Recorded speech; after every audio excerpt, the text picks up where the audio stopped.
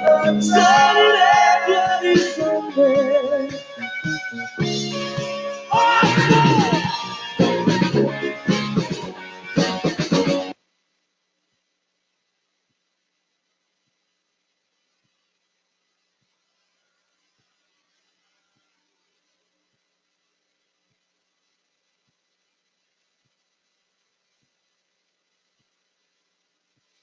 Susie, what was your question? You don't need that, so thank you for bringing that up. And what we do, because it's still required in there as a field, we just put like CGPS or GPS. We used to have maps called ADC maps that had like page 5, coordinate AG3. Yeah. Yeah, that's the old technology for me. And if it's water oriented, it means it's like ballet? Exactly. Yeah. Right. Now, I'm glad you brought those up because I was going to go over that for them. So I would have probably missed doing that particular one.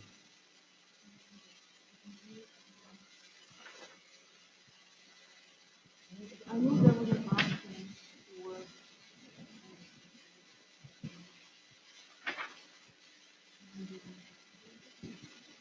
Oh, here's the amenities, just elevator, I mean, to be like a built-in the house. Exactly. The building the house, or it could be, yeah. Like I saw at the beach house. But a Where they had condo, it. the elevator, but that's kind of, I'm sure they're not all condos with elevator. You get a 4-foot walk out, 4-floor walk out. Oh, and the last month, since I'm in a high-rise, I had no idea about the architectural style. High-rise? Mm-hmm. Out of these options. Just say other. Others. Other ones? Oh, okay, others. Okay. So that's literally for the style of the house. It's the house. That's how to look up that.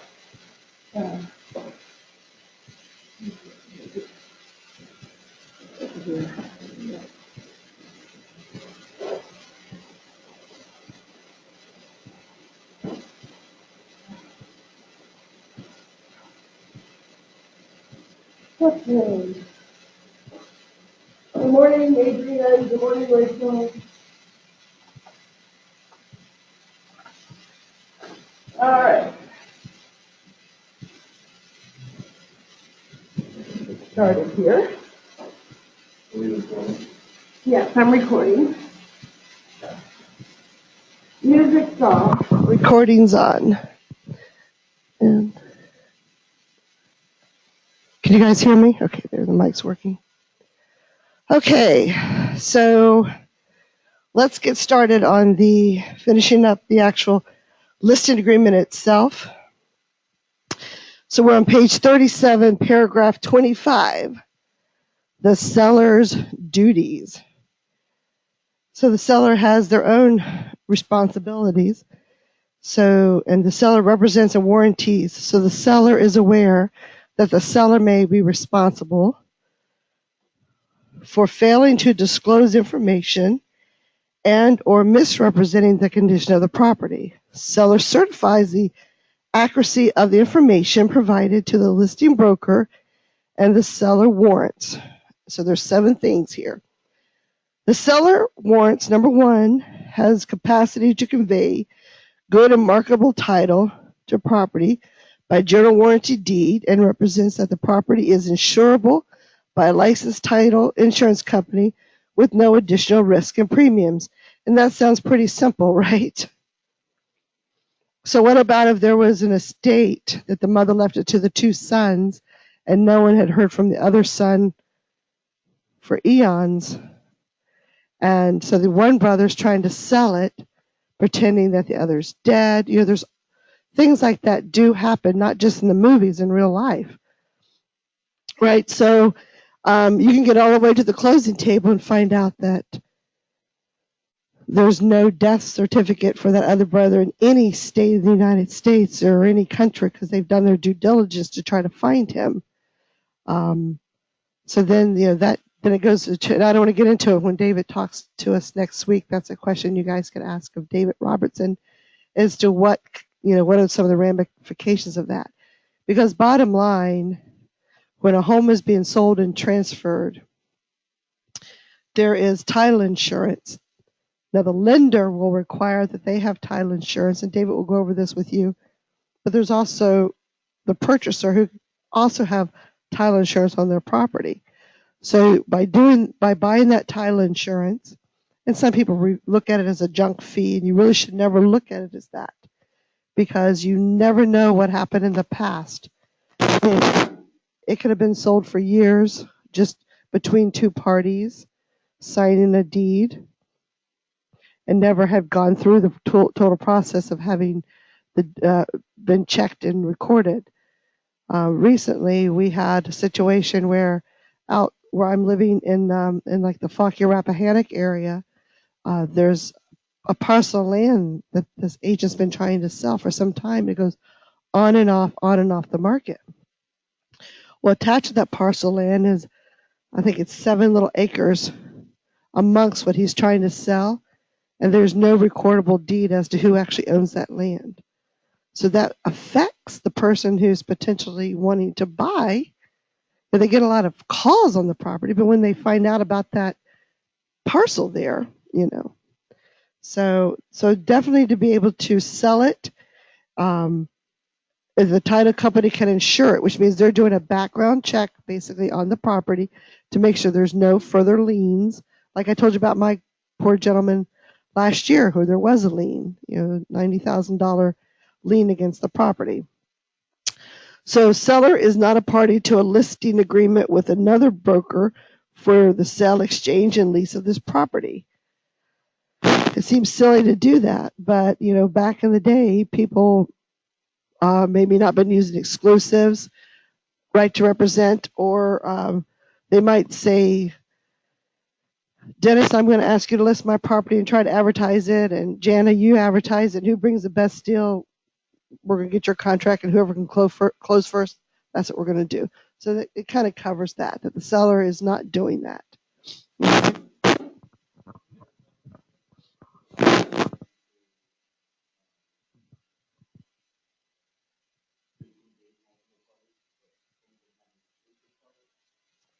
Well, there's the open listing, which we don't really have. You did study it in school. You did to pass the test in Virginia. So in our area, basically, it's exclusive right to represent the seller and exclusive agency. And under the exclusive agency, it kind of opens it up for the seller themselves to find the buyer and cut you out a commission. So that's why you want to be very careful when you're choosing your forms to use the exclusive right to represent the listing agreement, okay, the one we're studying right now. They're both there. They're both of the words exclusive. It's just don't use exclusive agency, okay? All right, so number 3, no person or entity has the right to purchase, lease, or acquire property by virtue of an option, right of first refusal, or otherwise.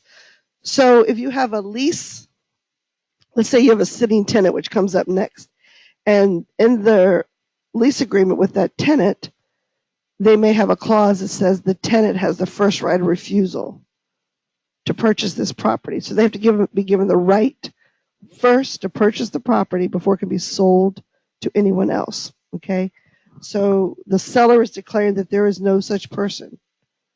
Or another situation could be that the parents passed away, the siblings allowed the one brother to stay at the property. Okay? He may have even purchased it from the others, but they had a clause that one of them had the first right of refusal to purchase it if he chose to sell it. Okay? They had the first right first before he put it openly on the market. And if he did have that and it predated the contract, then they win. They can come in if they're ready, willing, and able to purchase it, they could supersede that contract. Okay? All right, so number 4, seller is or is not a licensed, active, or inactive realtor or broker. That doesn't matter what state. Again, it's a declaration to understand, do they have any inside knowledge, so to speak, of how real estate works. And it's just a declaration of that. Just because they are an agent doesn't necessarily mean they know anything Okay. Seller has or has no knowledge of the existence, removal, or abandonment of an underground storage tank on the property. So you go down through Arlington and you're like, wow, this is all changed. Didn't there used to be an Exxon there? you know? So Exxon has Exxon has closed up that particular gas station on the corner. Or there could have been a car dealership that may have had their own gas pump. So someone's coming in to build a condo unit. So they've had that gas tank either removed, the ground cleaned, or they've had it sealed. So, but there's knowledge that there used to be a gas tank underneath there. Okay. So the seller may or may not have knowledge, so they're declaring this. So I was reviewing a document the other day, and I caught it in time. The agent had used they'd used the exclusive agency. Their client had partially signed it, had not finished completing a lot of it. And so they'd sent it for review. And I said, well, first of all, you don't have all the disclosures. But secondly, you're using the wrong form, and please read this paragraph to understand that you would lose commission if they brought the buyer. And I said, and furthermore, your client has checked, and some people don't read this, seller has or has no knowledge. And the seller had checked yes. Now I looked up online the property, and it had been sold multiple times over. So chances are they checked the wrong box.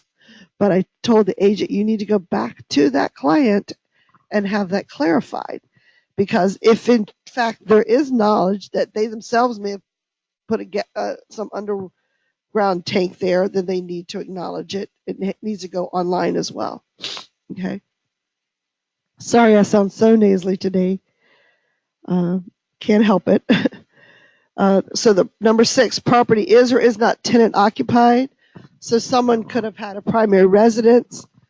Later on, they bought another residence to make it their primary and has used that first home as an investment. So they have a sitting tenant.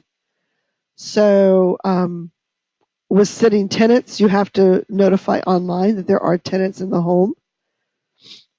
More often than not, it will affect the showability of the home. Various people have done different things over time. A couple years ago, there was some people over in Vienna who just had such a hard time with their tenant keeping the place neat and clean that they offered a financial inducement. So they took so much money a month off of their rent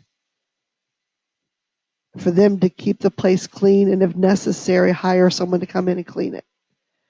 So that when people came to see the house, they were getting the best view they could of that home and not just a trash pile mess. Okay. Especially when you're talking about a home, it's 4,000 and 5,000 square feet. You're expecting a better view when you walk in. Okay, so tenant occupied, it just alerts you online as the buyer's agent. So the listing agent needs to click that into Keystone, and so that alerts the buyer's agent that it's tenant occupied. So there might be restrictive times to go and see it. It might be a little bit more difficult to see at times. So just to know in the back of your mind that those are often possibilities. Okay, so the seller has or does not have a recording system in the property. In the event seller has a recording system in the property which records audio, seller understands the recording of audio may result in a violation of state and local and federal wiretapping laws.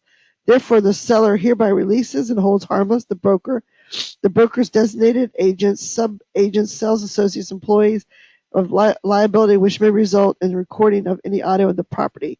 So for those who may not have been here with us, we did the buyer's agreement. Same thing. Just be aware with your client not to discuss inside the home anything of a substantive nature or any thoughts you may have on structuring a deal. Because it's, if a family's at home and they have a regular recording device on their home and they're called to say someone's in the neighborhood and wants to see the place in a half hour, it's not inconceivable that they jump and leave and don't think about turning it off. So it could be done in innocence, but it could be done on purpose. If, when you're doing a home inspection, I would definitely ask the listing agent to make sure if there is a recording device that it has been turned off during the home inspection, because you are going to be talking about things within the home during that home inspection. If anyone was going to cheat on something, I would think that would be the one area that they would try to record something. So access to the property. Seller shall provide keys. See, it says right here, seller shall provide keys. Now, you can do it for them and pay it and stuff, but it's really not your responsibility to pay for that. The seller should go out, it's their home, and pay for the keys, okay? Now, if you have a situation where the seller just can't get out to get it done, then you can certainly facilitate that for them. But, all these little bits and pieces of money that we spend, some are tax deductible, some are not, and some are just a lot of time consuming things. So just understand that the seller is responsible to provide keys to the broker for access to the property to facilitate broker's duties under this agreement. Sellers shall allow brokers unlicensed assistants in the property to perform ministerial acts as defined by the code. If property is currently tenant occupied, seller shall provide broker with any current lease documents and contact information for the current tenant, and shall use best efforts to obtain the full cooperation of the current tenants in connection with the showings and inspections of the property. So one incident with us is we had a seller who had a property, and we went and had the keys made, and they didn't work because the tenant had the house rekeyed and had never told the landlord, and the landlord did not have keys to their own property. Okay. So again, in the lease, it tells, it goes over that with the tenant. What were their reasonings for doing it? I don't know. But again, luckily we found out when the keys didn't work. We thought we had a bad set of keys. Tried again, but even their original key didn't work. So we knew something had definitely gone wrong. So the seller is supposed to introduce you as a listing agent to the tenant, provide you with a copy of the lease. Okay. And what are the terms of the lease? What about if the lease doesn't expire for 6 months? So what do you think as listing agents you should be thinking at this point?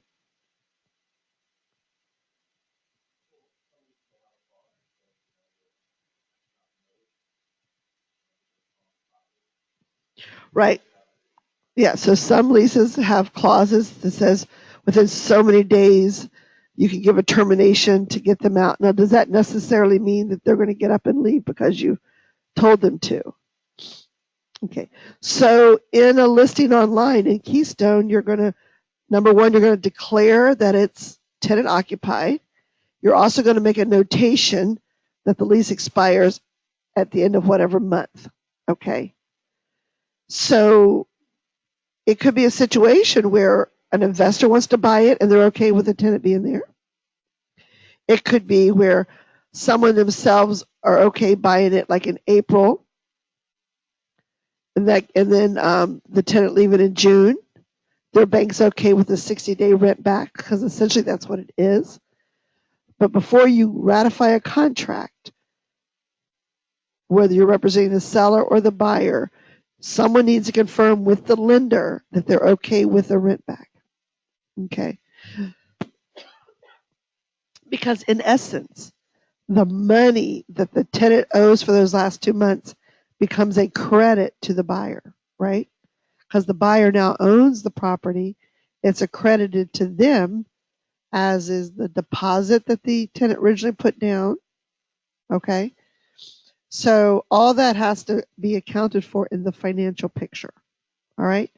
So just another thing, just keep back in your mind as you work through your deals and stuff like this comes up.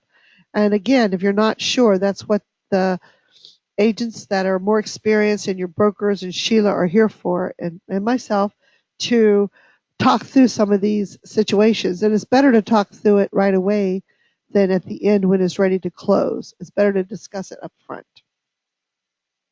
So we talked about access. Now, when it comes to access, you're also talking about a lockbox on the home.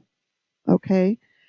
Some agents like to put a lockbox on during the active portion of it, and then they'll take it off and hang a combination box up because they don't want to buy a lot of central locks, for example.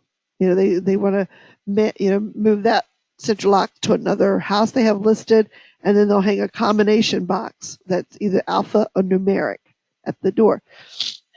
That's okay. You're going to control who you're giving access to, but you got to always remember that you've given a code to someone that you don't really know, who might be a pest inspector or whatever, to get access to the home. But anytime they choose to use it after the fact that they were there that particular day, there is no electronic register that they ever entered the house. So you could have given it to 2 or 3 different people, and then something could happen in the home. So I would be very careful about using combination codes unless you're the type of agent who you're going to go out and change it. As after the workers have come through, you go out and change the combination code. With your central lock box, it's recording every time someone enters and leaves the house. So it gives you a record of what's happened there in the house. Just tidbits there. Okay, so seller assumption of risk. Seller retains full responsibility for the property, including all utilities, maintenance, physical security, and liability until the title to the property is transferred to the buyer. Seller is advised to take all precautions for safekeeping of valuables and to maintain appropriate property and liability insurance through seller's own insurance company. Broker is not responsible for the security of the property or for inspecting property on any periodic basis. If property is or becomes a vacant during the listing period, seller is advised to notify seller's homeowner's insurance company and request a vacancy clause to cover the property. Not every insurance company offers a vacancy clause. So if it is going to be vacant, now you've given this to your seller. Most people don't read the fine print. This is one you want to point out to them. If you're going into a vacant situation, you need to make sure that they know, first of all, that you are not responsible to drive by the property on a bi-weekly basis to check it out, okay? It is their responsibility. If they move to California, they need to have a friend or neighbor be responsible. That is not really in your duties as a broker, as an agent, and it states that here. Because once you take on that duty, if something goes wrong, you take on that responsibility as well, right? And I'm probably one of the worst people to do something like this because I'm always there trying to help and fix it and save the issue. There's well, I don't know to ask Aunt Betty or should I talk to Tom? We were co-workers. It might be a little inconvenient for Tom. He lives 3 doors down. I mean, people have these conversations, and I'm that person. Okay, let me take care of it. Well, I'm actually opening myself up for a lot of liability. Because what about if I had a vacation and I was out of town for 10 days and the place flooded? They're going to try to blame me that it flooded because I wasn't there to pay attention. Okay. Right now, this time of year, if the house is vacant, you need to think winterization, okay, during the listing period. Is the house been winterized? What does that entail? Outside bibs being cleaned out or water dripping, whatever it entails that particular property. Every property is different. Some have better insulation than others, but things can happen when it gets extremely cold. But the same token, if someone has a vacant property and they say, look, I'm going to have the water turned off in the wintertime, I'll leave the HVAC on and I'll leave the lights on, but I'm going to turn the water off. That's okay. But the moment you get a contract, they need to turn it back on immediately because the person needs to do their home inspection with all those systems operating, and it should not be turned off shortly thereafter either, because if any issues come up, and there's also the reinspection before closing the walkthrough. So it's just you as an agent working with your client to make sure you're aware of what they're doing, And so when you're working with banks and foreclosures or short sales, chances are you're going to find homes the water's not working. Okay. When you're just another sidebar, when you're showing homes to people, if you ever get a chance to go to the open house classes or the some of the other classes, and years ago, Steve Gaskins, we had a box in our cars, and I still have some semblance of that box in my car in one fashion or the other. But things you carry with you as realtors: toilet paper, paper towels, cleaning wipes, flashlights, extra batteries, scissors, just a list of things that you carry with you that you don't think about as a realtor. Because, and with your clients say, can I use the bathroom? The idea is not for them to use everyone's bathroom they go to. Sometimes emergencies happen. Sometimes you can't avoid it. But when you go into a home, before anyone even attempts to use a restroom, especially in a vacant home, someone needs to flush the commode and make sure there's water actively there. It's not a good thing that it's not. I bought a townhouse in Reston in '97, and it was a foreclosure. And the day we went to see it, we walked in the front door. The half bath was straight ahead, and the house smelled tremendously bad because that's what someone had done. Had gone in there and there was no water. So, but it happens, and then if your clients, I've been with someone whose baby has thrown up, fortunately it was a hardwood floor, but we had to clean it. So things happen, but you need to be prepared with items to do so. Okay.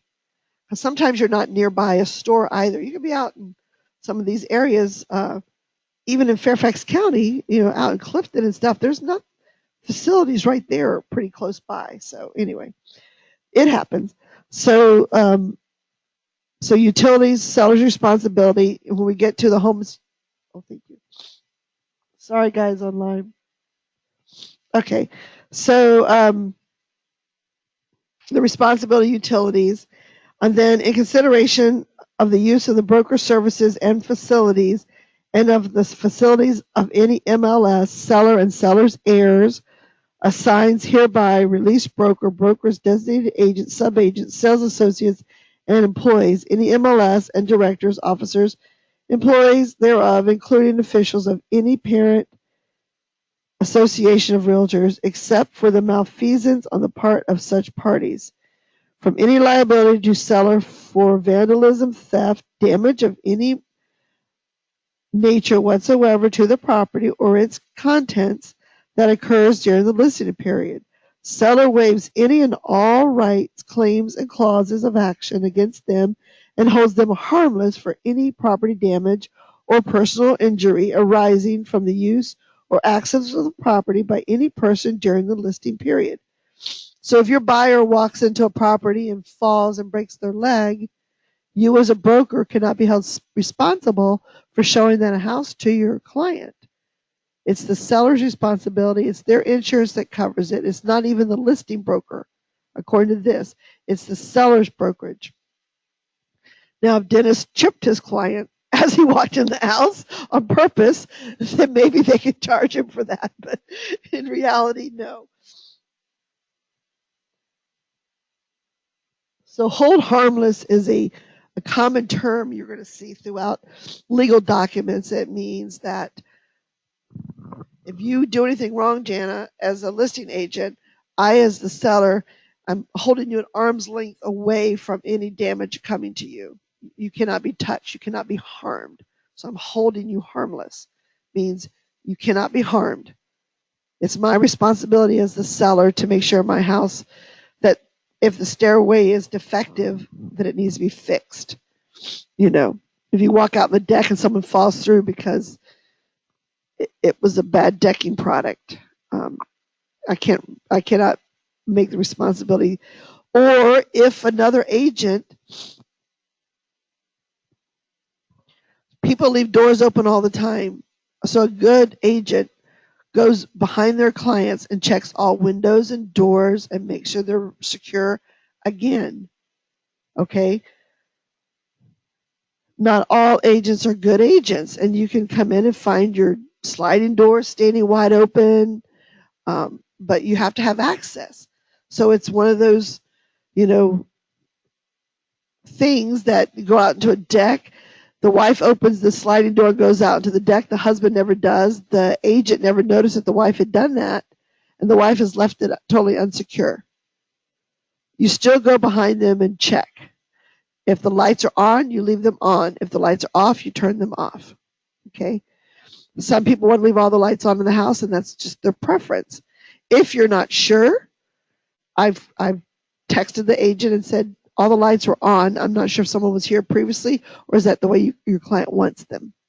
When it was so unusual that every single light was on in the house. Okay, in that particular case, that's how the client wanted it left. Okay. All right. Miscellaneous provisions. Okay. Appropriate professional advice. Broker can counsel on real estate matters only. But if seller desires legal advice, seller is advised to seek legal counsel. Seller is advised further to seek appropriate professional advice concerning, but not limited to, property or tax or insurance matters. So if there's anything that they have a question about, they need to call their insurance company. They need to talk to an attorney. If it's a situation where there's an estate involved, do not become Mr. and Mrs. Know-it-all. You may have done 3 other estate sales before, so you think you have a handle on it. Everyone is different. Trust me, they're all different. It depends on how the documents were written up, if there was a trust, if there was a will, was it probated? There are just so many factors, okay?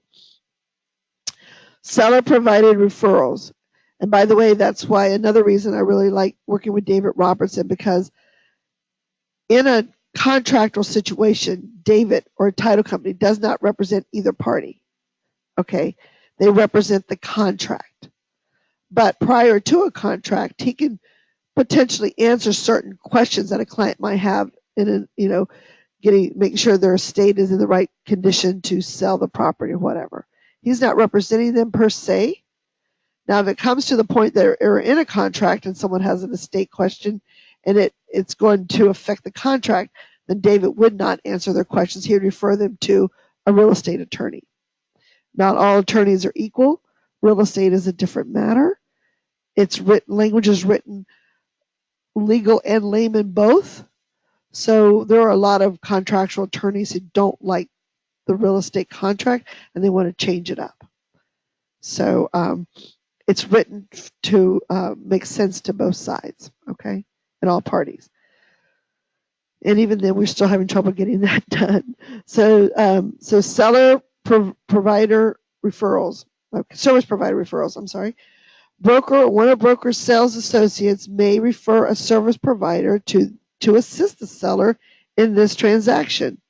This referral is not an endorsement, a guarantee, or a warranty as to the quality, cost, and timeliness of the service provider. So we talked about this when it came to the buyers. Seller is advised to independently investigate all options for service providers and consider whether any service provider will work effectively with the seller. Seller is free to reject any referral services provider or for any other reason. You as an agent cannot force your client to use any company. Now, if your client does not have, for example, a pest company that they are familiar with, so you represent the buyer, you're writing a contract, they've won the contract, and they, as the buyer, has to have a pest inspection done. You can certainly refer them 1, 2, 3, 4, or just one. Or you can say, now, the beauty of the market right now is they can go Google any company they want to Google. Read about them on Yahoo or whatever, and Yelp and all that, all those good sites, and figure it out, okay? But you can also give them a name. It's like, we've used Pasnell a lot. We use Connors. We've used Hughes, and you're just giving them some names because they've never heard of names, okay? I personally have had bad experience with a couple of the companies that you see advertising a lot on TV. I tend not to refer those to my clients just because personal experience. but they've brought them up in conversation. I'm like, by all means, but please do your research. Um, wire fraud. Sellers should never transmit non-public personal information such as credit card, debit card. So we read all this during the buyer, so I'm not going to reread that. Suffice it to say, there are times that they're going to need to wire funds. So if the seller has to come to the table with money because they're not selling their house and they don't have equity, they may have to wire funds to the title company. But they're going to communicate with the title company. It's not going to be some random person saying they need to wire funds. Okay, the buyer will either have to bring a cashier's check to the table or wire funds.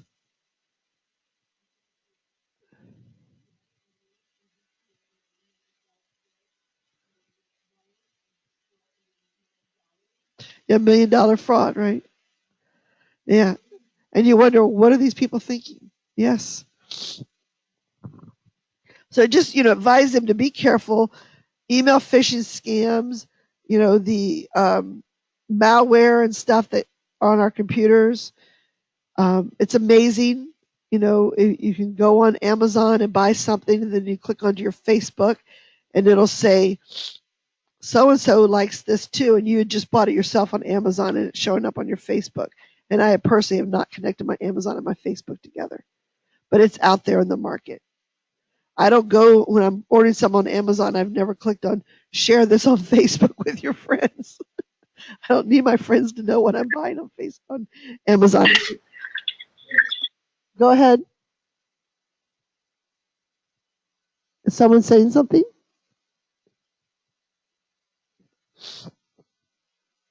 So subsequent offers, paragraph D, after contract acceptance.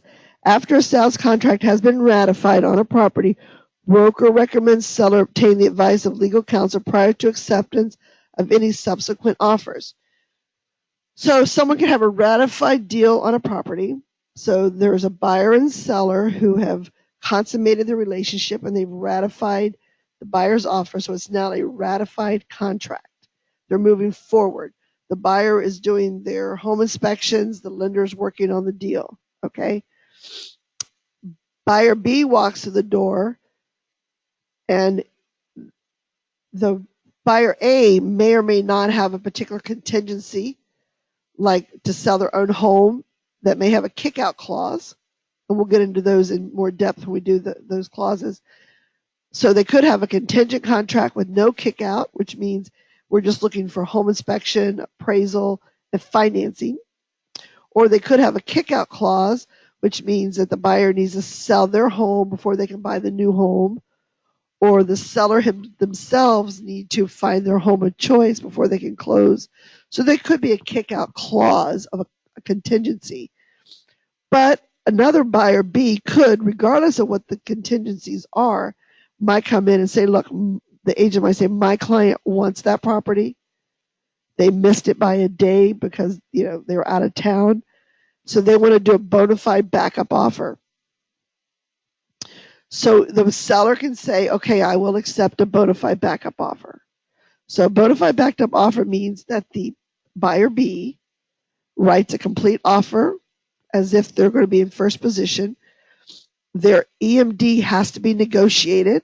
It has to be deposited to the entity they've chosen, whether the broker or the title company. And they're sitting there in second position. So if there was any default by buyer 1, buyer 2, or A and B, whichever I said, they can step in and their contract then at that moment becomes first position, and then all their contingency periods start. Okay. So that's a bona fide backup offer. It's not just a wish and a prayer. They are that serious that they're putting their money out there. Now, buyer B can choose to withdraw that bona fide backup offer if they find another property that they choose to buy. Okay. But they become first position should buyer A default. So only if they default, right? Or they get out on home warranty or home HOA or something. They void the contract. Okay, but the seller cannot force the buyer Right. Right. But what about if contract B had a higher price point and contract A wants all this work done on the home inspection, so the seller refuses? Sure, because it's all negotiable. Now, if it's an FHA or a VA, you're required to fix certain systems. Okay? But let's say the seller refuses to do anything, then the buyer A, if they're not a FHA or VA, they have to choose. Am I going to take on all of that financial burden myself and have everything fixed? Or am I going to void the contract? So it's very possible that that could be a situation as well. Not uncommon. Okay. Governing law. The laws of Virginia shall govern. Sorry, guys. Governing law. The laws of Virginia shall govern the validity, interpretation, enforcement of this agreement. That seems kind of silly to say, but in our area, we run into agents who get licensed in multiple jurisdiction areas. So there might be predominantly a Maryland agent who might be doing their first Virginia deal. And there might be a law in Maryland that is contrary or different than the Virginia law, and they're talking to you as if it was like the Virginia law. And, so you as a Virginia agent would say, that's not what the contract says. So you'd have to go back to that paragraph and clarify it with them. Because this contract is governed under. The other thing I've seen a few times is several years back, we had what was called the regional sales contract. So Maryland, Virginia, and DC worked together to come up with a contract that all three jurisdictions could use. Okay.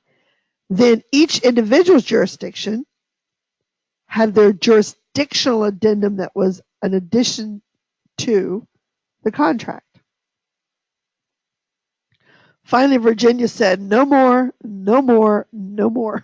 We're not going to keep going to these meetings to try to appease Maryland and DC. We're going to have our own contract, get rid of the jurisdictional addendum, and that's it. Now, in Maryland, in the Montgomery County and in DC, they still use the regional sales contract.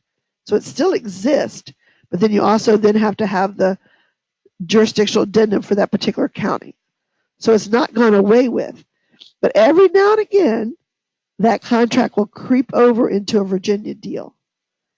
Now, it's not that they can't use it, but if they do, they have to also use the Virginia jurisdictional addendum to accompany it in all current documents. So if you see it, it's best to mention that they need to use the Virginia residential sales contract. But it happens. Binding agreement. Good morning, Mohammed. Binding agreement. We're on page 38, paragraph F.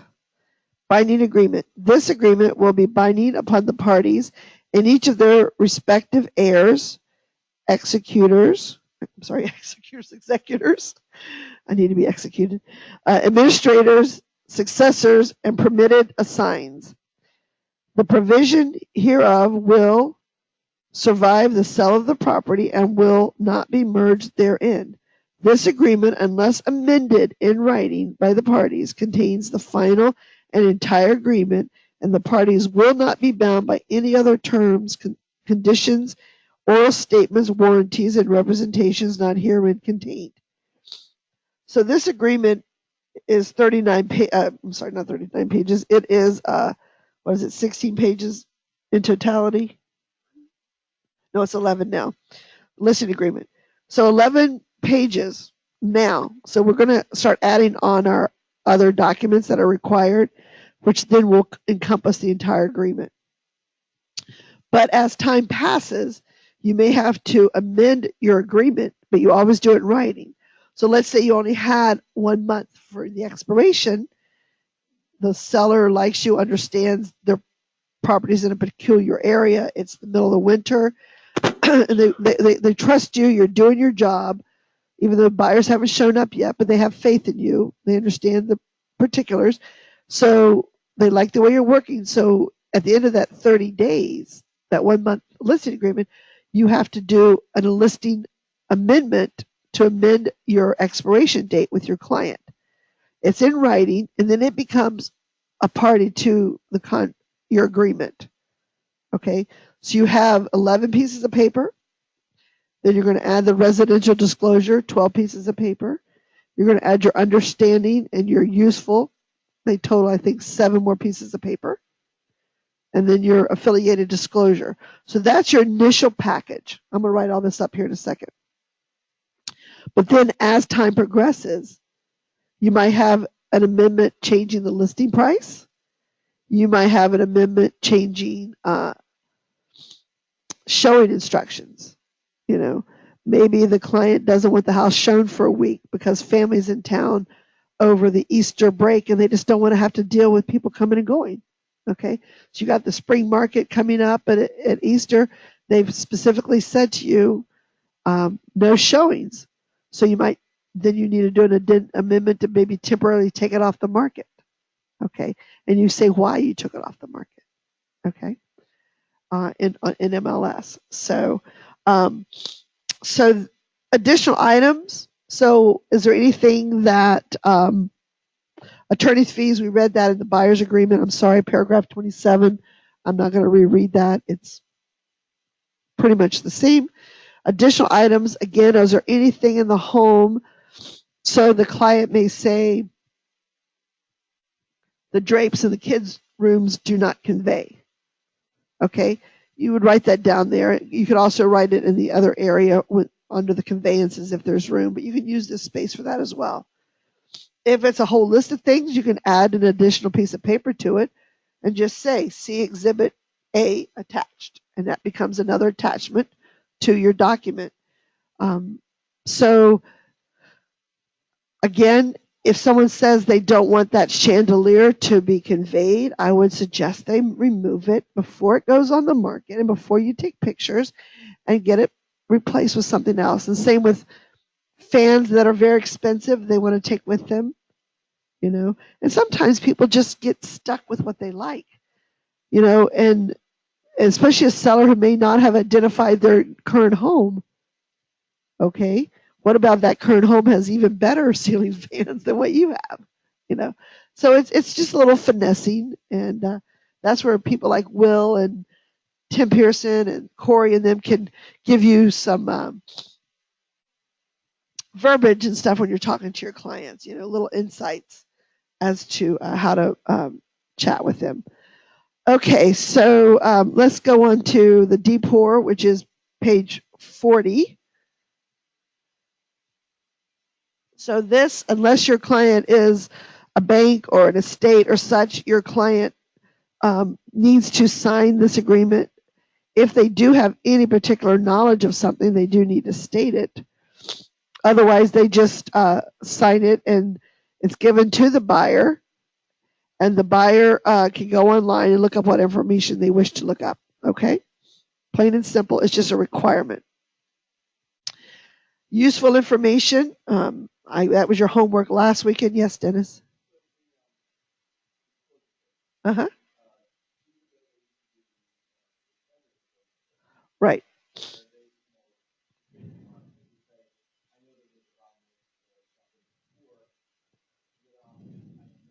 Right. Yes. This has replaced it.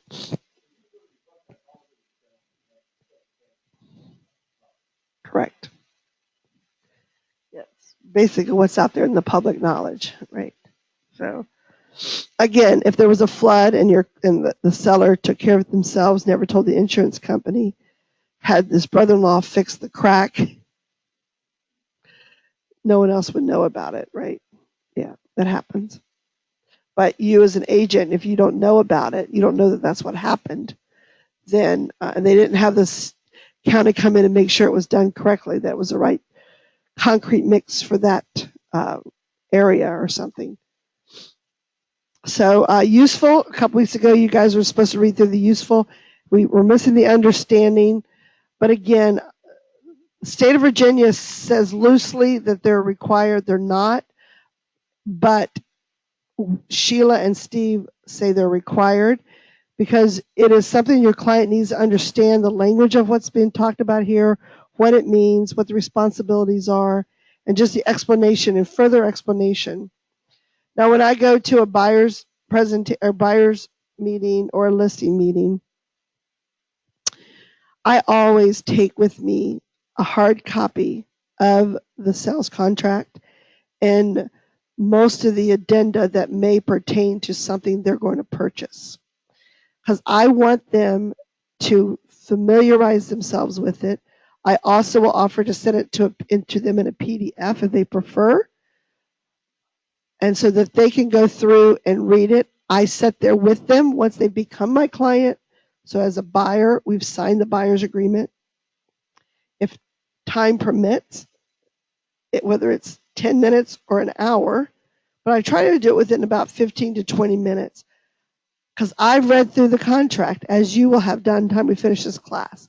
I can bullet point in my mind kind of what is there in the contract for them, and I go over the paragraphs with them and bullet point, and I say to them, so here is your contract. When it's time for us to write on the property you find, we're going to formalize this. I will make sure you understand it, but if you could spend some time reading through this on your own, asking me any questions you have about it, then it makes our offer process quicker, especially if you're buying in a market where there might be multiple offers and you only have 24 hours to get your offers in. So if I had to sit there and go through a 16-page document line by line with my clients, and it's my job to do, to make sure they understand before they make an offer, and that's just a contract, then you have all the addenda. So as much as you can educate your client ahead of time, now I can tell you most people are not going to read it, but if you spend the time going over with them paragraph bullets of what's happening here, certainly talk about the commission, the representation, their duties, you're encompassing a lot of what's in the contract, okay? So let's take a 10-minute break, and then we're going to come back, and I'm going to give you some checklist of documentations that you're going to have with you as you work through your buyers and listing agreements, okay? So we'll see everybody back at 11. Is that what time it is? No, what time is it? Oh, I'm sorry, 10. There's a light on the clock. I'm like, wow.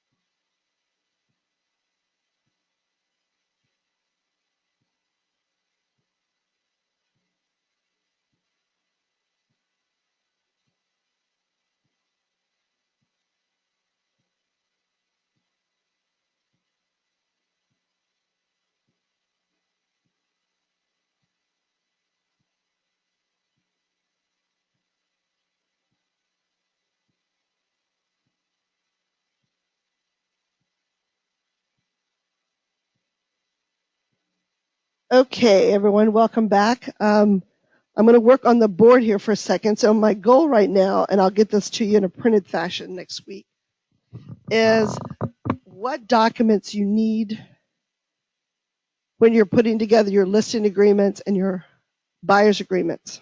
Okay.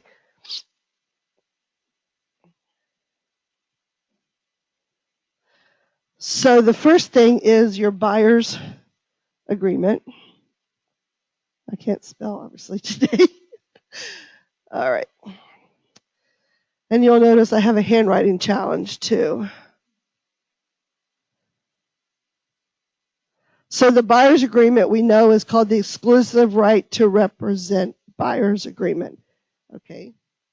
So when you're meeting with the client for the first time as a buyer, things you need to take with you is the exclusive right, etc. Okay, that's a given. That's always part of your package. Item 2 is the affiliated business disclosure.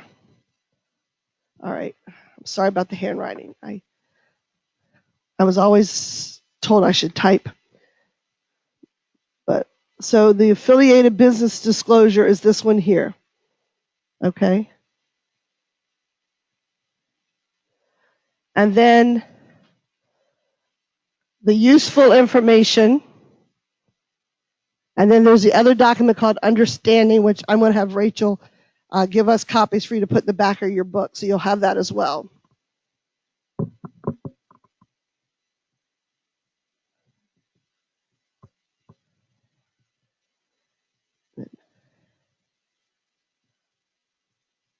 So in a nutshell,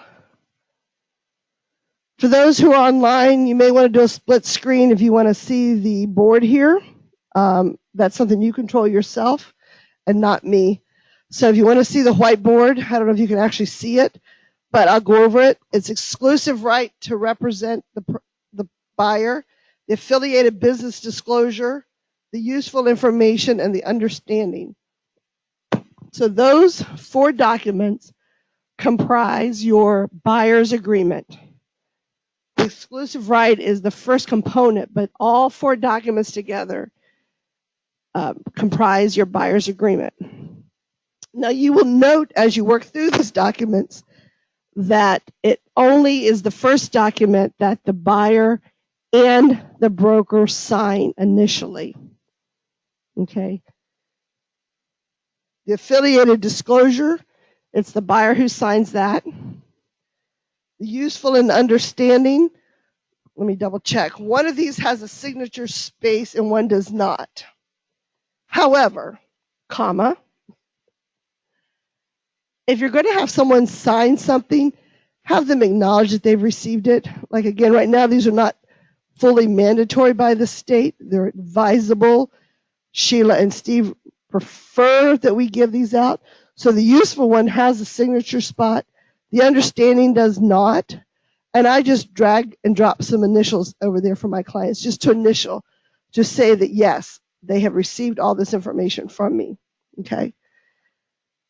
Again, if you're showing a client an area where the homes were built predominantly before 1978, you can, at this juncture, give them the EPA booklet on lead-based paint. Now, you should be able to find that in your dot loop, simply replicated in a PDF.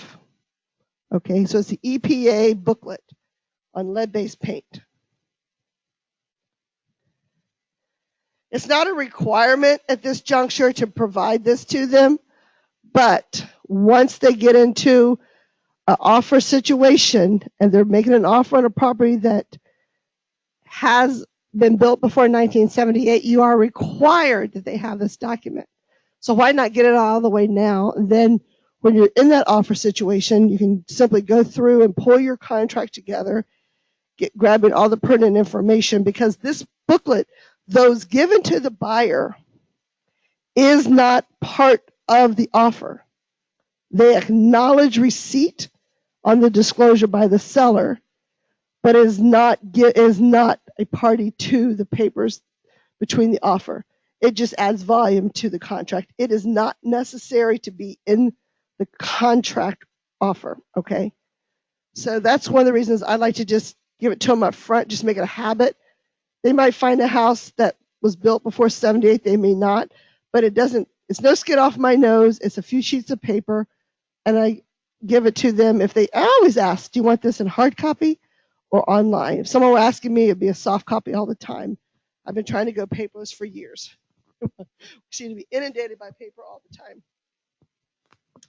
So now for the listing side. The listing side has a few more factors involved. So we'll try to take those one at a time.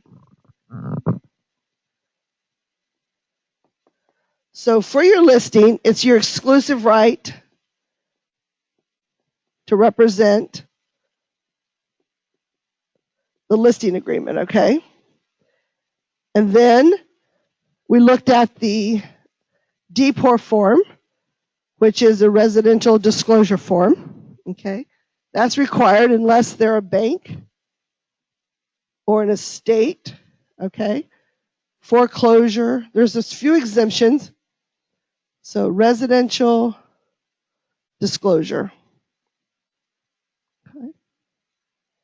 Now, if we're looking at our case study right now on 1234 Mars Road, when was the house built?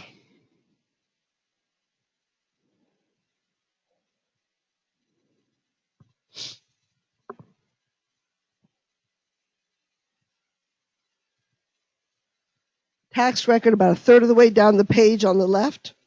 77. So is 77 before 1978? Yes. Okay. So if we go, let me flip through here.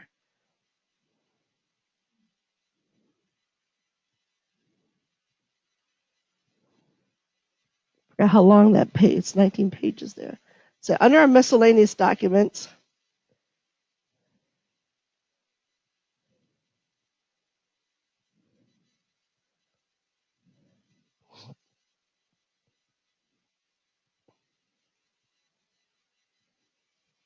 okay, that's one.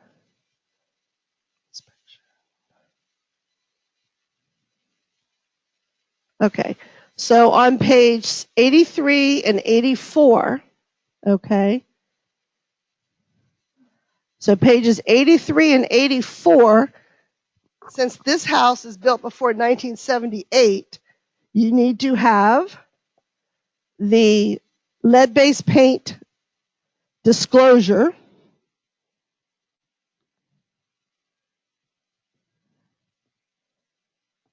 and the federal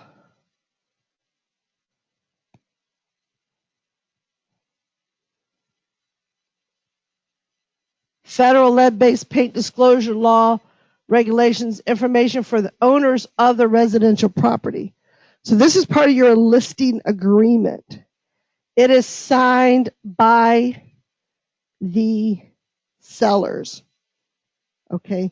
This does not have to be entered or given to the buyer. The buyer are receiving the first document, which is the disclosure. The federal lead-based paint disclosure law and regulations is for the benefit of your seller. All that tiny documentation there is for their benefit to read and understand. Again, built before 1978. Okay? So in our case study here, we have the exclusive listing agreement, our DPOR, our lead-based paint, and our federal lead disclosure. Okay?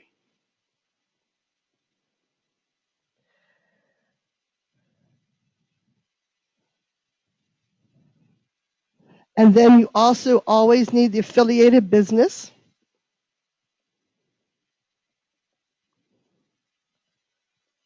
I should probably put those above the lead-based paint because they're standard. And then the 2 U's. I'm just going to call them the 2 U's for simplicity here. the understanding, and the useful. Okay? So you can see where our listing agreement is getting lengthy here. Now, in our particular case study, 1234 Mars Road, we have another document that we need to pull in, and it's regarding the well, because the property is on well.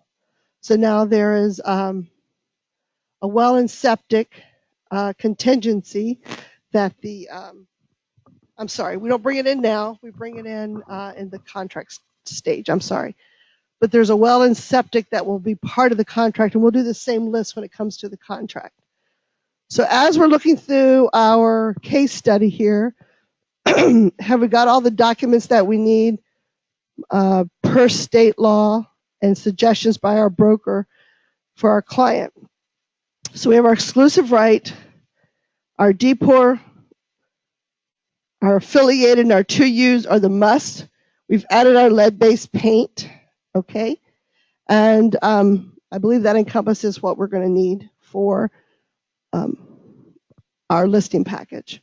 So with that being said, one of the things I would like you to do over the weekend, if you haven't already done so, is pull together all these documents in your .loop. Does everyone have access to .loop?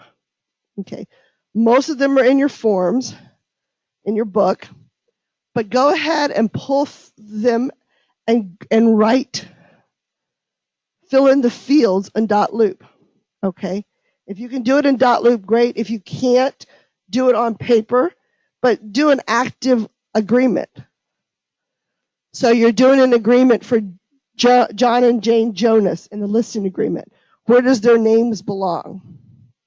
Look through the lead-based paint disclosure, okay? And we'll go over that here in a minute. The 2Us, which is the understanding and the useful. Yeah, I just call them the 2Us.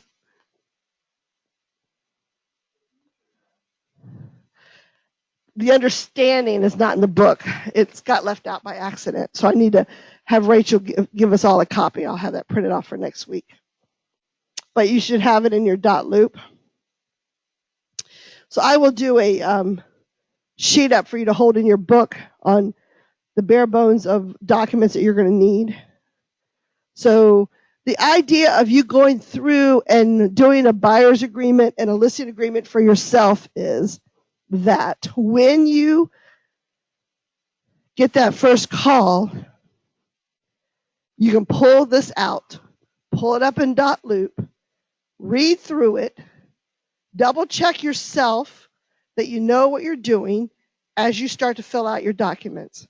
I've had Sheila and others tell me where agents have been so excited that they've got a call and they were able to pull out their bootcamp book, fill out their documents, and then send them to Sheila or Steve or someone just to give a quick perusal over. They'll do a little tweaking of some of the languages or something they may have missed. And so in our case study, for example, on the listing side with John and Jane Jonas, feel free to put down if there's any liens or whatever. I gleaned from reading that they may not have liens on their home in Ohio, that they rented out, but they could still have a lien on the home. We don't know. Okay, and then over the course of next week, the next 2 weeks, we're going to pull the contract together starting Monday. David Robertson's going to come over and co-teach and kind of ask the attorney some questions, help us understand the contract and the way the parts come together. But in the meanwhile, today, to finish up, let's go. We will look through. So those of you that are online, if you could bring up the Keystone document, which is the blue and red document.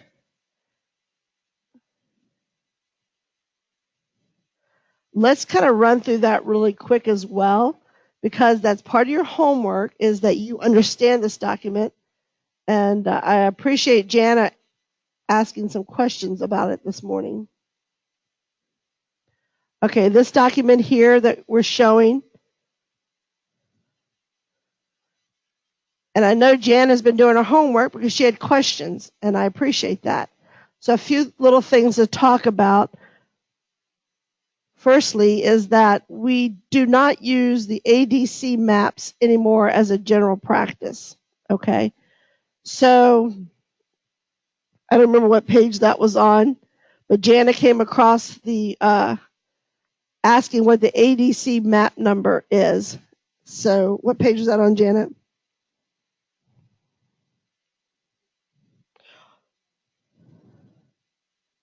So on page 64, it's going to ask you what the ADC map number is.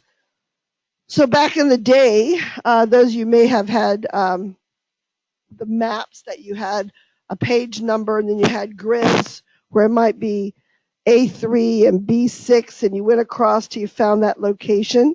So page 20, A3, G6 or whatever, and that's the location of the property.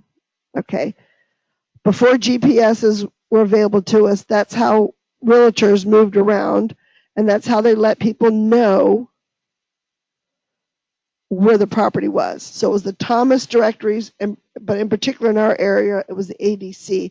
So we all had these big map books that gave us grids from street to street, and we could navigate through the streets with our clients and find the listings because the listing agent put online where the home was located. Then they also gave us directions. One of the things I'm finding is some listing agents are rather lazy, and MRIS prohibits you from writing simply GPS under the directions, but they do not prohibit you from writing GPS under the ADC map because we just don't use that technology anymore. There could be some areas where the GPS, 10 years ago wasn't all that great, but it's improving. So under that section on page 64, when you're entering online, you can simply say GPS for that. But when it comes to the directions, you need to write down the directions. Now, how simple would it be to bring up Google Maps, plug in your office address, plug in the house that you're going to list, and get directions from there? Okay? That's great. There could be 5 different ways to get there. So one of the things you want to do is look at the major intersections. You don't want to take someone from downtown Falls Church to Reston, right?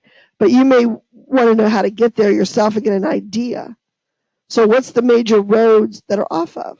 Okay. So you might be giving someone directions to come off of 267, which is the Dulles Toll Road. Right. But someone could be coming here from out of town and does not have Easy Pass, is not familiar with the toll road, does not understand what that might mean. So giving directions off of 7 to Reston Parkway might be an option as well. But give the most succinct directions you can with the least amount of turns. But because of GPS, an agent can then choose how they wish to get there with their clients.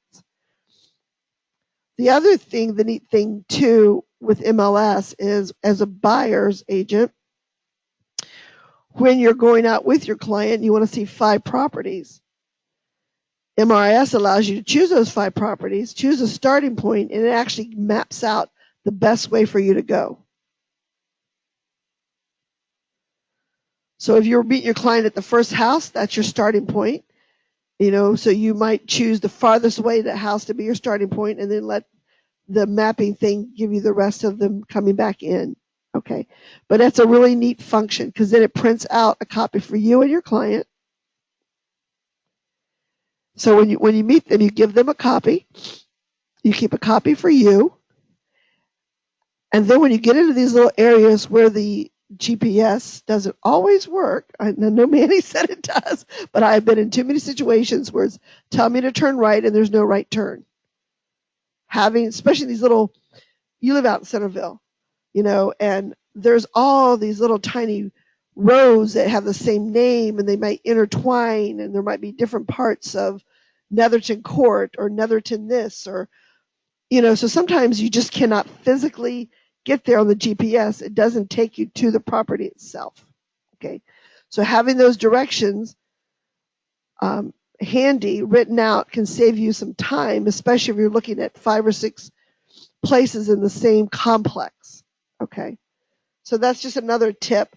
What I use my copy for, however you wish to use it, but on my particular copy, I also jot down notes that I've received from my contact to the listing agent. So I'm going to go show 6 properties today in a very concise, precise area. We've identified the 6 properties. My client wants to start at 10 a.m. You were figuring 15, 20 minutes tops in each property, and that's usually a lot of time. Usually more time than you need unless they really love it. If someone walks in and they don't really love it, it's just a quick perusal generally. So then we find our starting point, and then so we decide these are the houses we want to see. Then I, as the agent, make the contact per the listing agreement to the listing agent, whether it's through showing contact or call the agent directly and set up the times. So I might call and say, we would like to see your property at 10 a.m. on Saturday. Sometimes I have to leave a message. Sometimes on showing time or whatever, I have to wait for someone to get back with me. So I use my little map out to write my notes. Requested 10 a.m. left message. Move on to the next property. Request 10:30 left message. Or they confirm for 10:30. So, and then if they say, oh, there's a combination code on that house, okay, I write that down there too, that it's a combo code. So when I get to the house, now it's not what I give my clients, it's my set of documents that are written out that I have with me in a folder, but it has my combination code on there for that property. You can also do it on your phone in your notes section or whatever, but when agents are telling you, yes, you can see the property at such and such time, you need to use a combo code because it removed the central lock box. You want to make sure you've written that down. You do not want to get to the house with your clients and not be able to get into the property. Okay. Combination codes, if you're not familiar with them, combination boxes are very different. The next time you're at MVAR, go over to MVAR, go to Home Depot, and look at combination boxes. Look at how they tumble. If you're going to buy one for yourself, look at how they tumble, how they move. Some of them are very difficult. Some of them can break your nails trying to get the tumblers to move, trying to get the little doors to open. They're very awkward. So as listing agents, think about that yourselves. You're trying to let people into the house. Don't make it so hard for them because you're buying a cheaper product. If you're going to use a combination box for any reason, spend some money, get one that's easy to access, that the key hole is big enough to hold the key and the tag that's with it, identifying that property, okay? Especially if it's a 2-key entry. Which brings me up to the keys. So if someone has a deadbolt and a regular lock, you need keys for both. So what if they say, well, we never lock the deadbolt, or we only use a deadbolt, we never lock the door? You're going to have an agent who's going to lock the door from the inside, pull it shut, and lock the deadbolt. It's going to happen. So the family themselves may never use the key, but you need to have keys to both. If the back door has a different key lock to it, then they need to leave it. They need to have access from the inside out, but they don't need to necessarily give you a key to that back door. But there should be a lock in such a way that people inside the house can go outside and look and lock it back from inside. Okay? And if they can't, if it's not a turn deadbolt, it's a key deadbolt, they should leave the key in the lock or leave it in the kitchen somewhere that the listing agent can designate to the buyer's agent. If you need a key to get onto the deck, it's to the left of the coffee pot. Please put it back there. Okay. Some people just leave them in the door because it's actually unsafe in your home. If you don't have a deadbolt that has a turn from inside and you require a key, you can be caught in there in a fire and not be able to get out the door if it's a key lock. So you always want your key somewhere near the lock. So anyway, so this document, the property information document, Jana, you had another question about this one. What was it? Okay, the elevator. There are homes, townhomes have elevators. If there is, what type of elevator?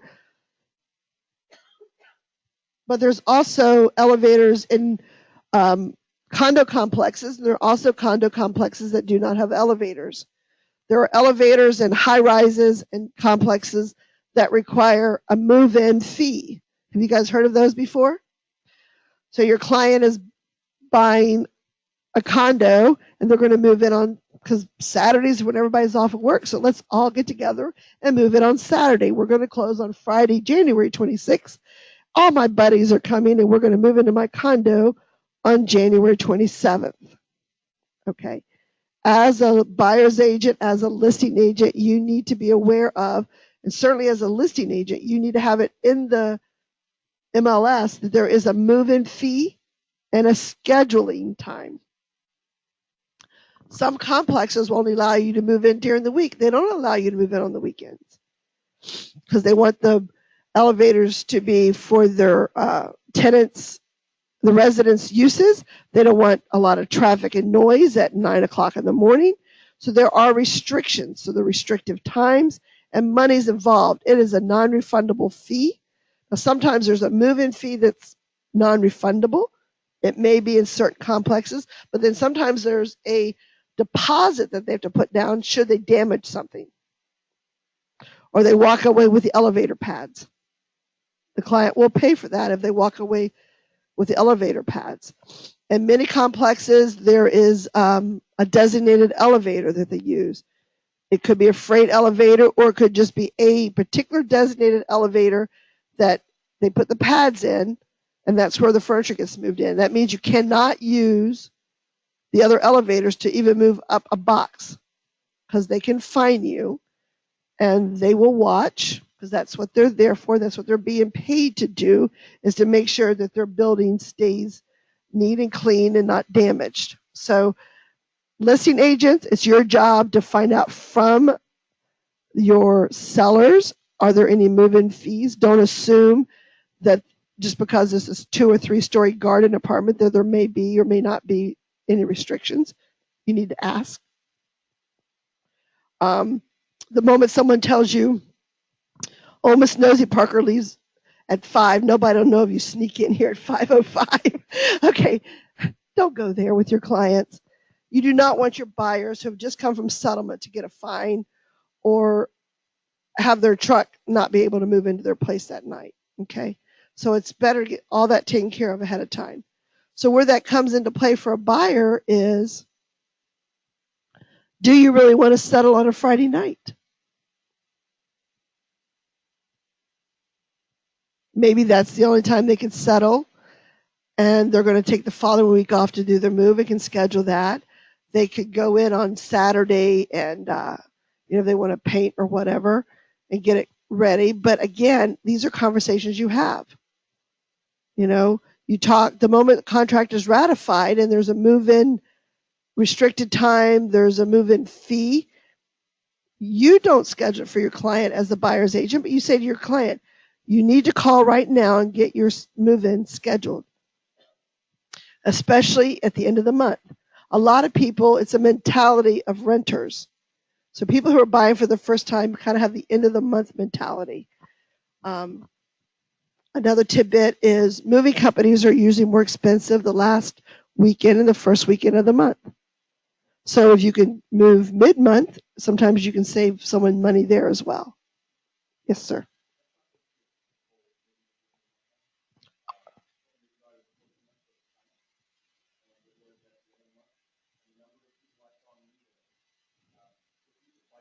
Yeah,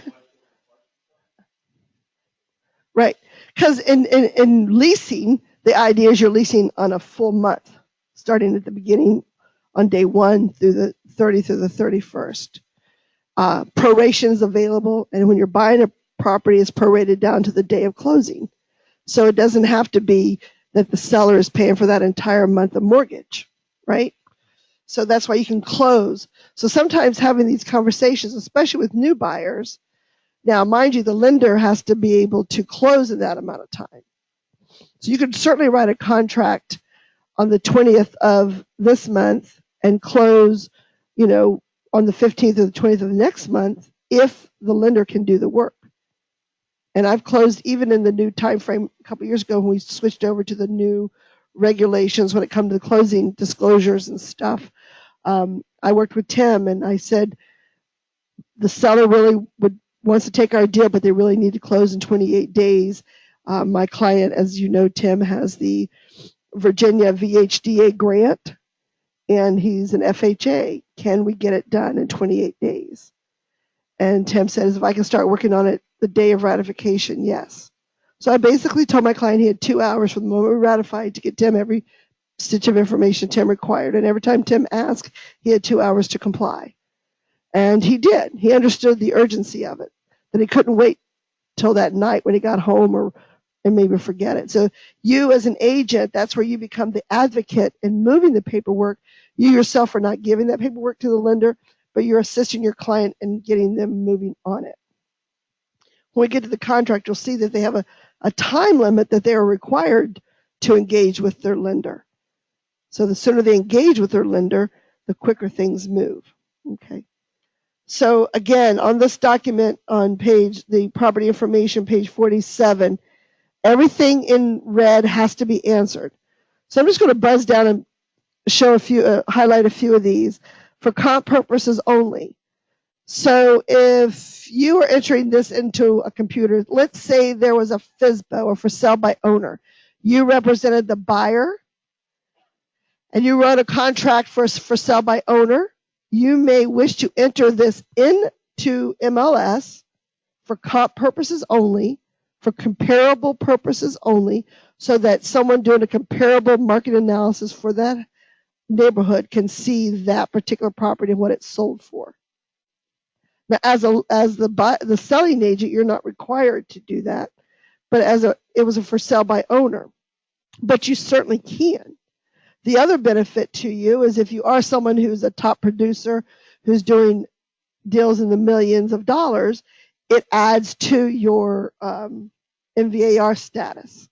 So, but that's where you would use for comparable purposes only, okay? And it doesn't ask you a lot of details as the regular listing does.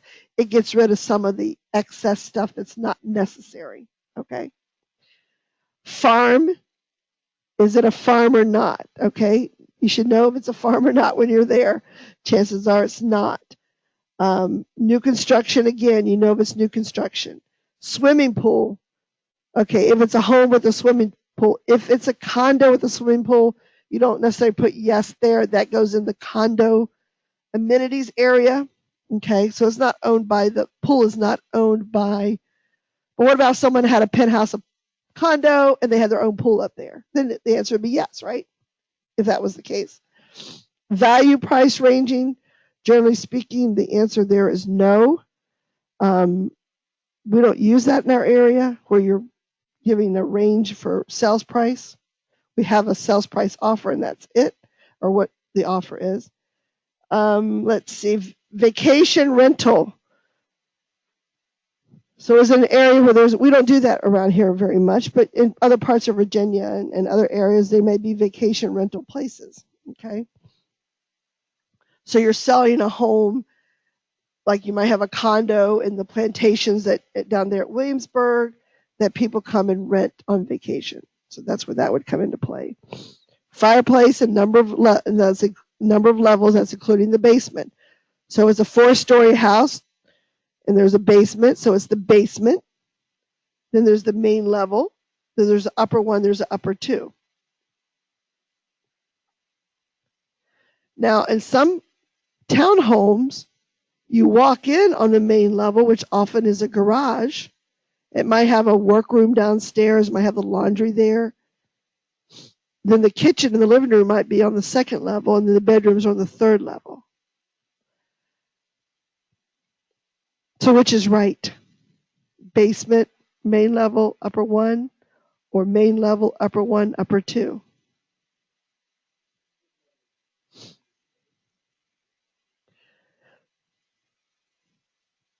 Right. So what I do and what a lot of agents do, you kind of look at the complex that you're in and how do they refer to it. Because basement in most people's minds means subterranean or partially subterranean.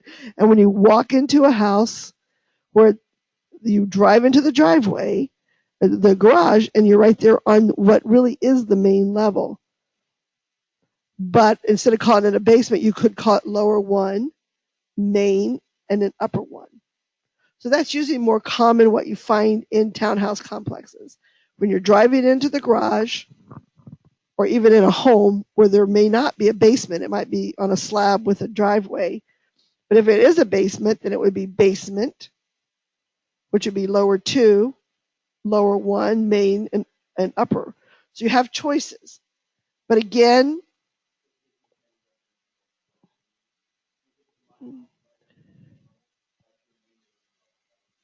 right, that really is traditionally, succinctly what the main level means. And that's what most of us use it for. I've had situations where agents get a little persnickety, and it's just like, whatever. There's 3 levels. Call it how you wish. But there's a lower level, there's a main level, there's an upper level.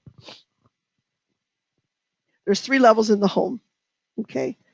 And there's no basement because you walk in and it's the slab and there's no basement underneath the garage. And so for me, that's the lower level. My kitchen and my living room's on my main level and my bedrooms are on my upper level. But MLS gives you those options. Now there are some homes, single family homes in McLean and like splits and stuff that could have 5 separate levels. So split levels can have, and I know one particular lady's house, they have 2 basements. So there's a basement and there's a sub basement. They're about the same size, but because the house is split, one basement's here, and you go down another set of steps and around, and then there's another basement underneath it. So, you just have to look at it, logically think about it, look at other homes in the area if you're not sure how you should list it. And you can always seek advice of somebody, okay? New construction, yes or no, pretty simple, basement. Dining room, kitchen, ask your client. Do you refer to this as a country kitchen? A dining combination? So what's a dining room combination? What is a kitchen dining combination? Huh? An eat-in kitchen, so there's no other formal dining room, so to speak, but there's an area over there that's got and generally the dining room can tell you because there's generally a light fixture coming down lower because it supposedly sets over the table.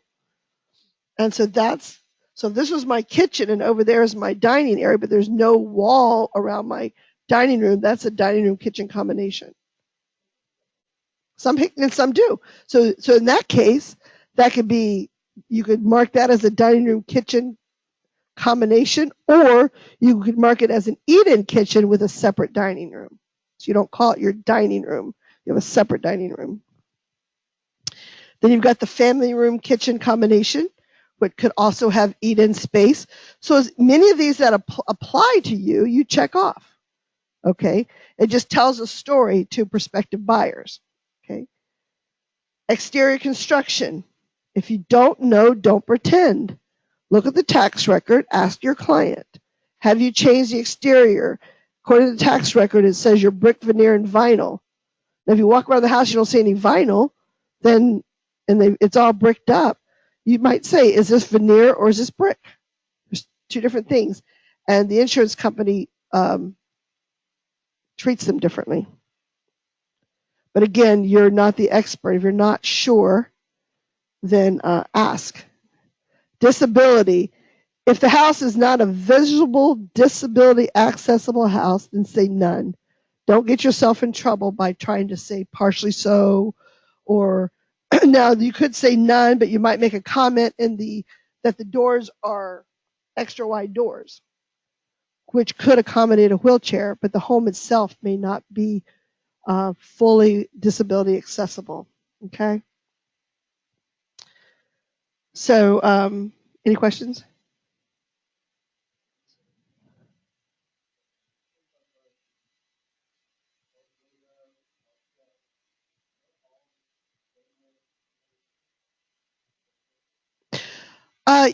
Well, okay. So Muhammad's question was about short sale, foreclosure, standard. Thank you for asking that question. Potential short sale. So a standard sale is just strictly seller wants to sell the property. They have no other entanglements. They may or may not have a mortgage. And they're going to list it with you for sale. That's a standard sale, traditional standard sale. Potential short sale means that they are very close, if not upside down, on their mortgage.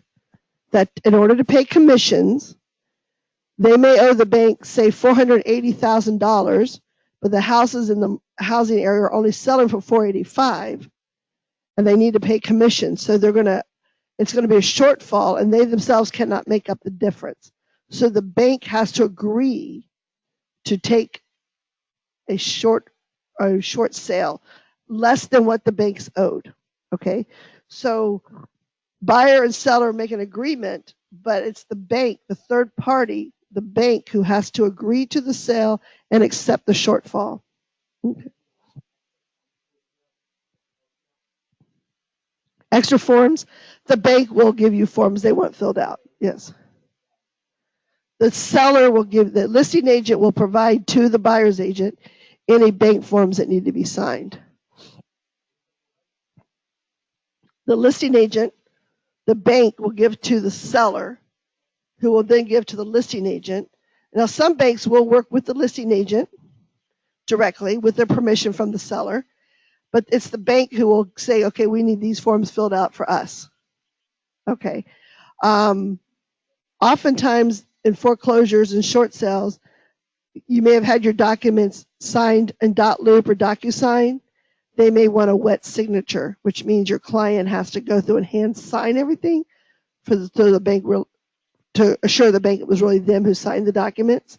Now you transmit it to them electronically, so they're not seeing the actual ink on the paper, but it's different than an electronic signature. And some banks will require that before you get to closing, but they will let you know. Yes, Mohammed.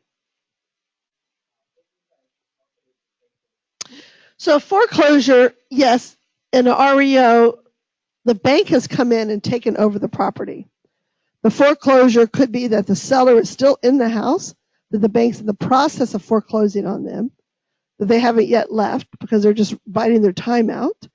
And the REO, it's bank owned. They've already come in and taken over. The seller's out of the house. The bank's taken over. Some banks will go in and make sure the house is neat and clean and taken care of. Some will go in and just turn off all electricity, all water, everything. You know, everyone's different. But each of those entities will have documents that your client will have to complete. They may ask to see financial packages of your client. They may ask to see bank statements, especially if your client's going to offer cash, if it's an investment area. And they're going to drive it. And it might be a situation where it might be 6-8 months down the road before your client ever gets to finalize the deal. So it can take a long time.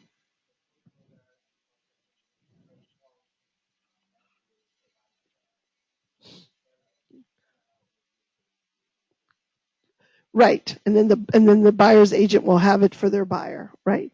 So he was asking that whether it's the bank who provides the extra paperwork when it's a foreclosure, REO, or a short sale. So if you have a client who said, well, I'm okay with anything. I really like that neighborhood, and I don't care if it's a foreclosure or a short sale. So one of the conversations you have with them is, okay, this process could take 6 months, could take 9 months, could take a year. Okay. What is your situation? How long do you have in your rental? If the bank all of a sudden comes forward in 3 months and says, okay, you need to close in 30 days, are you willing and able to do that? Can you get out of your lease? Will your lender allow you to finalize this offer and you're still leasing from somebody? So people who are doing that, if they're in a lease situation, that's where you have a conversation. Perhaps you should go in a month-to-month lease. Okay. Or what is your out with your landlord? Can you sublet? So some people are in a situation financially that doesn't matter. They can go ahead and buy it and then still stay in their lease until they get out of it. But you just need to ask that question. Yes, Dennis.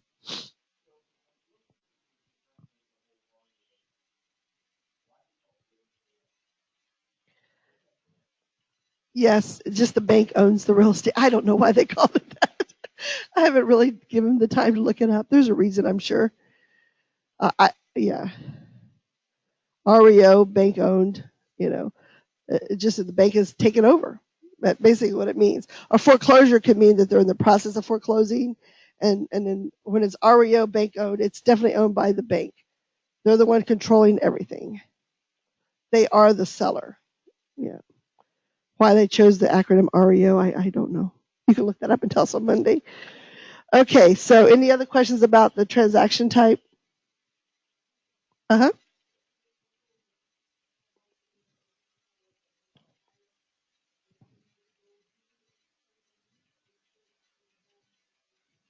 Okay, the question was, if it's a foreclosure, REO, or something, and all the utilities are turned off, who's responsible?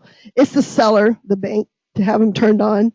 Now, in the past, I worked with teams here in the office who worked for Bank of America and some of the other banks, and we did REOs.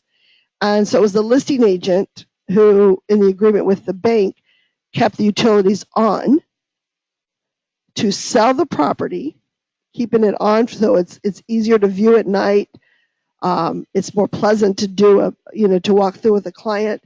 That agent would be reimbursed from the bank on a monthly basis. So the agent would, put the utilities in their name as an REO. Now some of the laws are changing with our utility companies with stuff like that. But this was about 10 years ago when I worked with some of the teams doing that. And we would have to keep track of our expenses and send them to the bank, and they reimbursed us. So if the carpet was bad, for example, and the listing agent said to the bank, look, this carpet is so bad that people are just repulsed by it. Okay, well, get me 3 quotes. Here's your budget. Have it done. Okay, type of thing. And then you work with vendors who would accept delayed payment, so they weren't coming out of the listing agent's pocket. Okay, so listing agent ID, that's your MLS number. So I'm sorry I skipped that front section there. But back to the top under ownership as well. Condo, fee simple. Fee simple is your home that you live in that doesn't have a condo. It could have an HOA, but there's no condo ownership. So condo ownership means you own the inside of the unit, not the walls. Yes.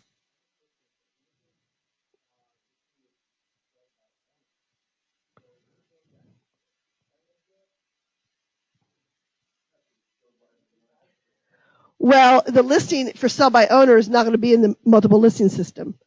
So only if you were to put it in there as a comp, you would put it as sold because you're putting it in post settlement. It would be in as sold. So for sell by owner, this would not be something they would be using. But at the top, so a co-op is there's one in Arlington called River Place. The everyone is in a cooperative. They own cooperatively the building. They own cooperatively, and they each have their own units, but no one owns the land that it's on. Okay. So at some point in the future, River Place, their land lease is going to expire. And if the person who owns that land lease chooses, then everyone in that co-op has to leave, and they can choose to do with that land whatever they want to because there's a land lease on there. Okay.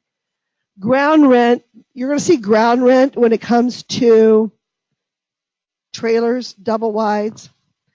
So if you see a client who's looking for a property and they say, but there's one for 120,000 in Manassas, chances are that is someone is selling a double wide that's sitting on a pad, which is a trailer in Manassas, and they don't own the land underneath it. They pay ground rent for the land, and all they own is the trailer. Okay, that they can get it up and move it. Now, some trailers have been set there forever with patios built around them and stuff, but it still remains the fact that they don't own the land that's underneath them. Okay, you don't see them too much in our area. And go ahead.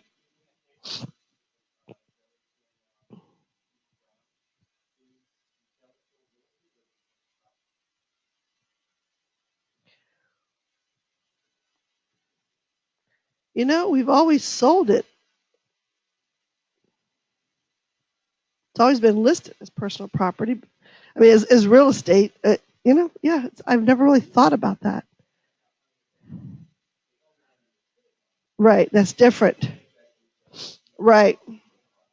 It's sold through the MLS, but yeah, in the tax, is it, well, I'll have to ask. We'll ask David on Monday. We'll ask David. So someone remember to ask David that question. Yes.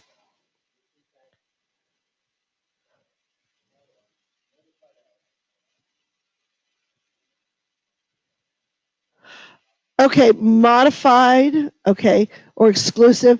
Okay, so you don't really use that, but a modified listing could be that it's like a limited service. So some agencies might use it, or you might use someone who you pay a fee for someone to put your listing on MLS. You might give them $1,000 fee to enter it, but they don't do anything else. It's almost like for sell by owner in that regard.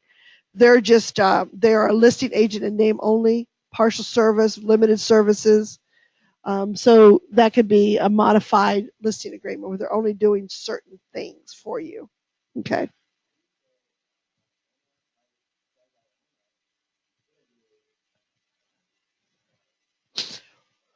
Right. Now, for sell by owner, right, someone could list it for them as a service in MLS. They won't say for sell by owner per se in the agreement. It'll look like it's running through the agent, but the agent will tell you to deal with the seller themselves because they're limited service. So in essence, it is right. And the seller, the person listing it, is the one offering the commission. So they've negotiated the commission that's going to be paid. They're just doing it as a minimal service to get that listing broad scope as opposed to waiting for someone to drive by. So in the world of Craigslist and military by owner and all these other sites, it's easier for sale by owner to get his property, his or her property out there for people to see that don't necessarily drive down their street. But, popular areas like in Pemmon Hills, I mean, scarcely a sign goes up if people aren't beating down your door asking questions. And there's neighborhoods in the City Falls Church like that too. I listed my home in Pemmon Hills, and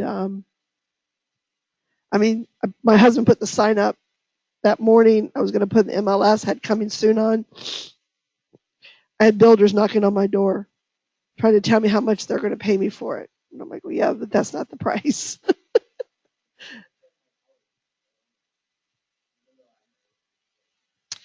You're an agent. You have to disclose to everybody that you're an agent. But you want to talk to Sheila about that because Keller Williams they don't necessarily charge you your fees to sell your own house. So it's better to have it fully in the MLS, and for your own errors and admissions, it's best to team up with an agent to work with you because like a doctor can't operate on themselves or their family because their insurance wouldn't cover them. The same thing in real estate. Your errors and omissions insurance will not cover you if something goes wrong if you're representing yourself. So in my case, someone else represented me, but I was really in charge. You talk to them, yes. Now, every company has caveats as to if they do or don't. In the heyday of a market, a lot of people would jump in, spend the money to get their license to sell their own property or sell their parents' property and get out of real estate. That is not in the broker's best interest to help someone do that and not take any commission. But Keller Williams is pretty good about helping you look out for you.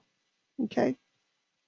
So I'm not the broker here, so I can't speak to it, but I know that our regulations cover that. Yes. Yeah. You want to talk to Sheila, Steve. Okay. So as we work our way through architectural style, I will endeavor to send that to you guys later. My issue is I don't have your guys' email addresses. So I might send it to Rachel, and if you guys could sign in for today as well. But I want to send you a document that NAR puts out on architectural style so you get an idea what it looks like. So if you're not sure if it's a colonial or a bungalow, it's pictures. It gives you an idea what you're looking at, so you can choose.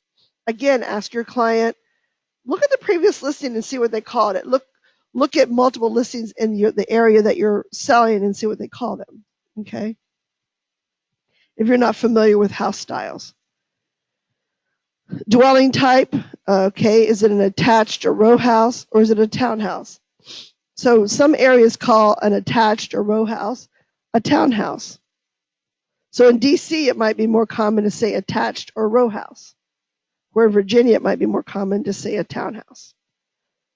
They're attached, right? And they're in a row. So again, if everyone in the neighborhood refers to them as a townhouse, call them a townhouse. If everyone in the neighborhood refers to them as attached to row houses, then use that language, because that's what people that are looking to move there are searching for. That's what their agents are searching for. Okay. Then you've got your splits, your gardens. So garden, garden means it's a several 2, 3, 4, 5 levels. There's usually a balcony off of everyone's property. They might look out into a common area or something. That's what you refer to as your garden apartments. Yes. Uh-huh. Okay. This one. So unless you're putting a listing in for comparables only, and that would be someone who might help their client, a buyer, buy a FSBO, and they want to put that information in MLS to memorialize the deal, so other people would know what was paid for, or for that agent themselves to keep record of their sales. So they're not putting it in the listing as an actual listing, but they're listing it in the MLS just for comparables, for people to pull it up and say, okay, that house at 1234 Mars Road sold for X amount of dollars. It was never listed for sale because it was put in as a sold. Well, that's why it's comp purposes only. It's put in just for comparable. Okay, so you, Muhammad, have your house listed for sale by owner. And Jana brings a buyer and negotiates with you. It's never in the MLS, ever.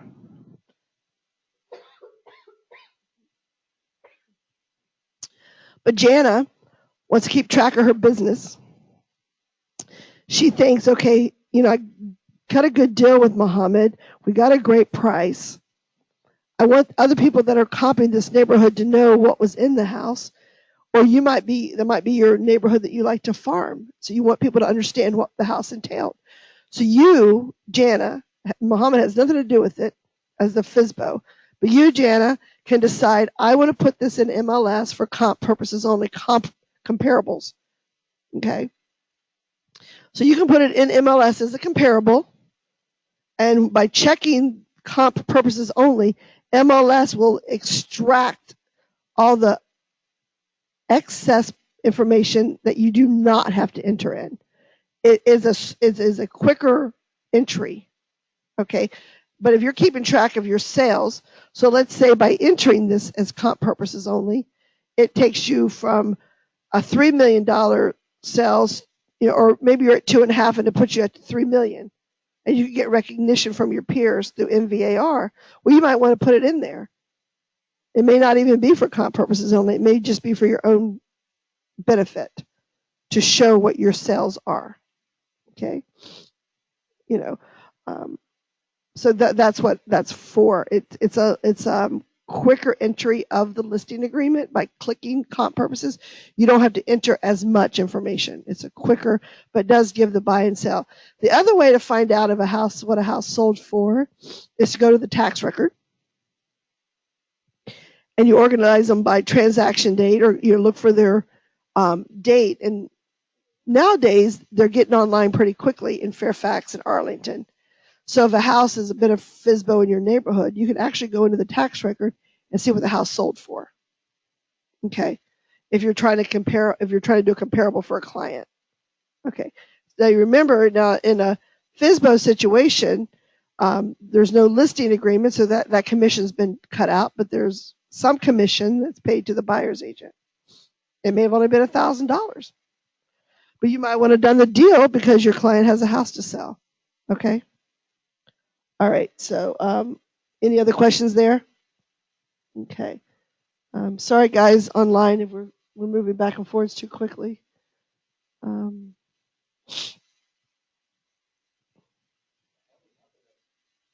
Huh?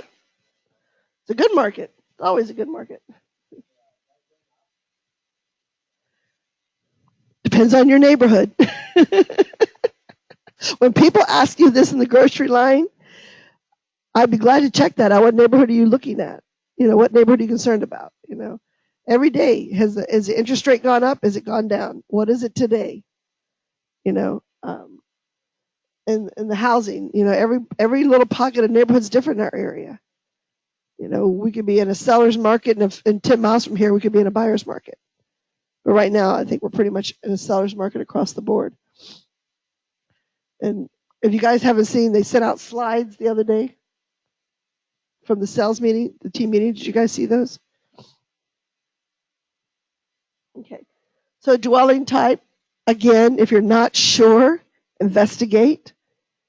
A duplex, a quad means that there are two homes that may appear to be, they're not townhouses, but they could be side by side attached with a common wall. And there's a lot of these out in the Centerville Chantilly area. Yeah, you don't recognize when you first go in. It's kind of weird. Like you'll see spots of yard, and then all of a sudden it's like, oh, okay. It looks like it might be one home, but they're really two homes. Quads there's 4 units in one complex, usually all ground level, or they could be one building, right? Right, with 4 different homes in it. Right, and they could be a single level, it could be a double level, but there's 4 separate homes, right? Mm-hmm. Right. Yes, quads like a back-to-back duplex. Yes, that would be a.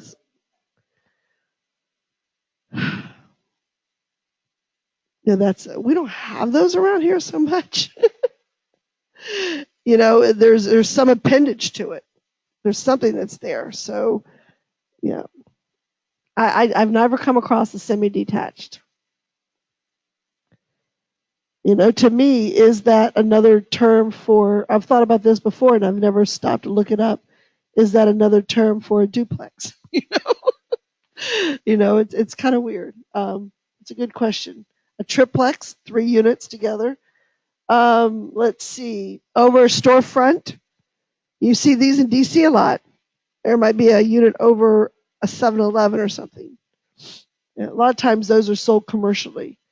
The double wide is the trailer. That's the double width of the old trailers, which were, I think they were 14 feet across or something. Dwelling with a rental, that could be a single family home that has a detached garage with rooms above the garage that get rented out. Okay. Mobile is another name for a trailer, same type of thing. So in commercially, we sell churches and other things. Okay. And some of this language doesn't even pertain to our area. We really don't have patio homes. You think of those like in Florida, the lanais and stuff like that. All right. So year built, you get that straight out of your tax record. We talked a little bit about the building and the floor plan. Now, as you move down through here, you see that this is not in red, okay? And some agents will tell you they just don't bother with it. It's not a big deal. The pictures tell the story. And other agents say, no, I do it because my client's paying me to do it. And like I told you about my little particular case out in Chantilly, because the rooms were so small, I made a point to make sure everything was measured and was clear that anyone looking at the listing agreement should not have been shocked how small the place actually was, and that it only had a 1 bathroom and that there was no basement. But you can choose to say, because someone might be looking for a foyer entrance. So if someone is searching, so this is as a listing agent, think about, put your cap on as a buyer's agent. Okay. If you have a buyer's agent and the buyer says, look, I absolutely need a foyer. not a foyer. I need a foyer.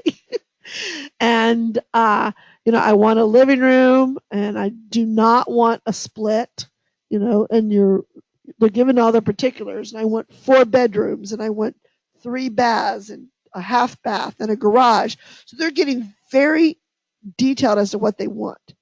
That's what they want. They're not going to take anything less. Okay. So that buyer's agent is going to click off in MLS all of those choices. Now, Dennis, as the listing agent, he's lazy. Just joking, Dennis. It'll be Dennis Bragg if he's online. Okay. We'll get Dennis Bragg for a chance. So Dennis is like, the pictures tell it all. I'm not gonna mark it. So Dennis does not mark his home with a foyer. So the foyer, the foyer, the foyer. See here? When you walk in the front door of a home, sometimes it might be 2 stories, and there's just an empty space by the front door. Okay? So I'm a buyer, and I demand to have that. I want that open space by my front door. Okay? I'm used to having it. I don't like to walk into my living room. I don't like to walk into my kitchen. I want to walk into my house without being in another room. Okay? So it's a must for me.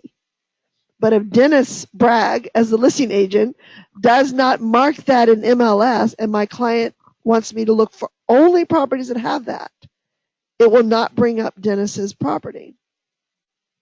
Okay? But my client is looking at Zillow and Realtor.com, and a picture of this property pops up. Hello? You did not show me that property at 123. It is not in my listing. I want to go see it. So it's like, well, I'm sorry. You were really specific about the foyer. And so and this particular agent didn't mark it as having a foyer, so your particular search didn't show up. So if you would like, I can remove that foyer as a search criteria for you. It's going to open up everything out there, and you're just going to have to look at the pictures and decide. So you can see the flip side of doing it and not doing it. So for the listing agent, it's not a requirement, boom, boom, boom. They get their listing in, it's done, it's on the market, it's going to sell, it's in a hot neighborhood. But the buyer's agent, the buyer has very specific criteria. So as a seller trying to represent my agent, as a listing agent representing my seller to the fullest, I believe as much detail as you can get in there, it tells the story of the property. It saves the buyer's agent time not having to see a property that does not meet their clients. I mean, nowadays online, and we're going to have 90 pictures soon with Bright MLS. 90 pictures. I mean, you can see it, each wall in the house if you wanted to. It just tells a story, and it makes it easier. On the flip side, if I was a buyer's agent and I had property where the listing agent wasn't doing the details, and we really wasn't sure what was at the property when we got there, we're seeing more properties than perhaps we need to see. We're having as much detail as you can call through, and figure it out to help your client go through this stuff. Now, some clients will say, I want to see everything. Okay.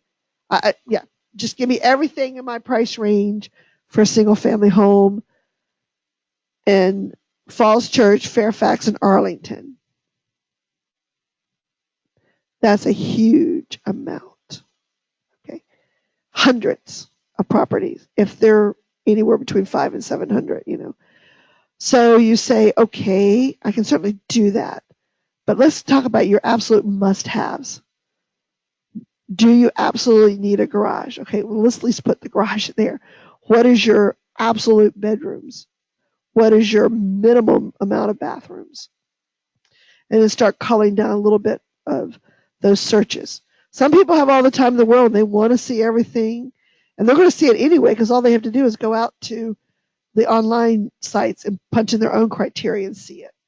But better that it come from you because you can see from your back end in MLS what they're looking at. And they mark little hearts. Oh, I really like this one. And you can see what they like. And you get an idea, of the neighborhoods and stuff. When someone moves to this area, they're not sure where they want to live. They hear people tell them, oh, Arlington's great. Oh, Fairfax is great. Oh, Prince William. Oh, Loudoun. and they're all over the map. They just don't know what they want. They know they can get more home in Loudoun and Prince William, perhaps they can in Arlington and Fairfax, but are they willing to make the drive? And the wife usually says, yes, honey, you're willing to make the drive. Okay, so again, going through buildings and then the flooring type, the more you can tell the story, again, you're not required to put that in your listing, but I would just advise you do. Now, where you often always see it in a listing is when it's hardwood or ceramic or some special type of flooring or ceiling. Those the listing agents want to be proud of, and they'll put those in there, okay? The way I use this form when I'm doing it for myself is before I go to the property, I cross through things that I know from the tax record and perhaps previous listing agreements that do not pertain to what I'm going to look at. And then I write bedroom 1, bedroom 2, so I can see it in bigger letters.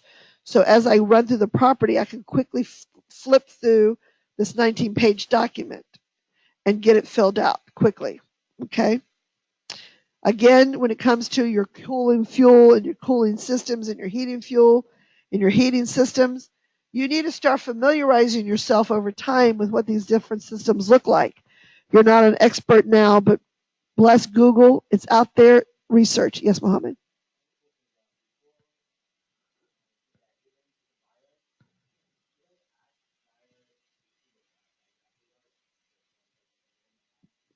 Great question. So Mohammed's question was, before he's did anything for a buyer, should they be pre-approved? The answer is yes, always yes, always yes.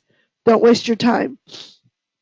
If a buyer will not meet with a lender or give you some credible letter from a lender they've met with outside your knowledge, and if they do give you a letter from a lender, you take it to Highlands over here and say, could you guys just let me know if this is a credible lender? Okay. Because you don't want to waste your time. You don't want to be right. All the paperwork involved, and you don't want to become a taxi driver. You know, even a taxi driver gets paid. You want to get paid at all. You're just a free car service. You're going to run into the looky-loos out there who just want, and a lot of times they're going to be disguised as family and friends. Now, as new agents, use them as your case studies. Use them as your play clients.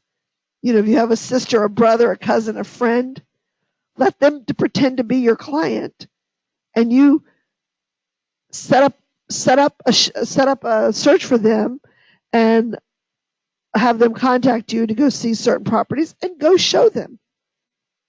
You have a key as a realtor, your Essential Lot card that allows you to go look at properties.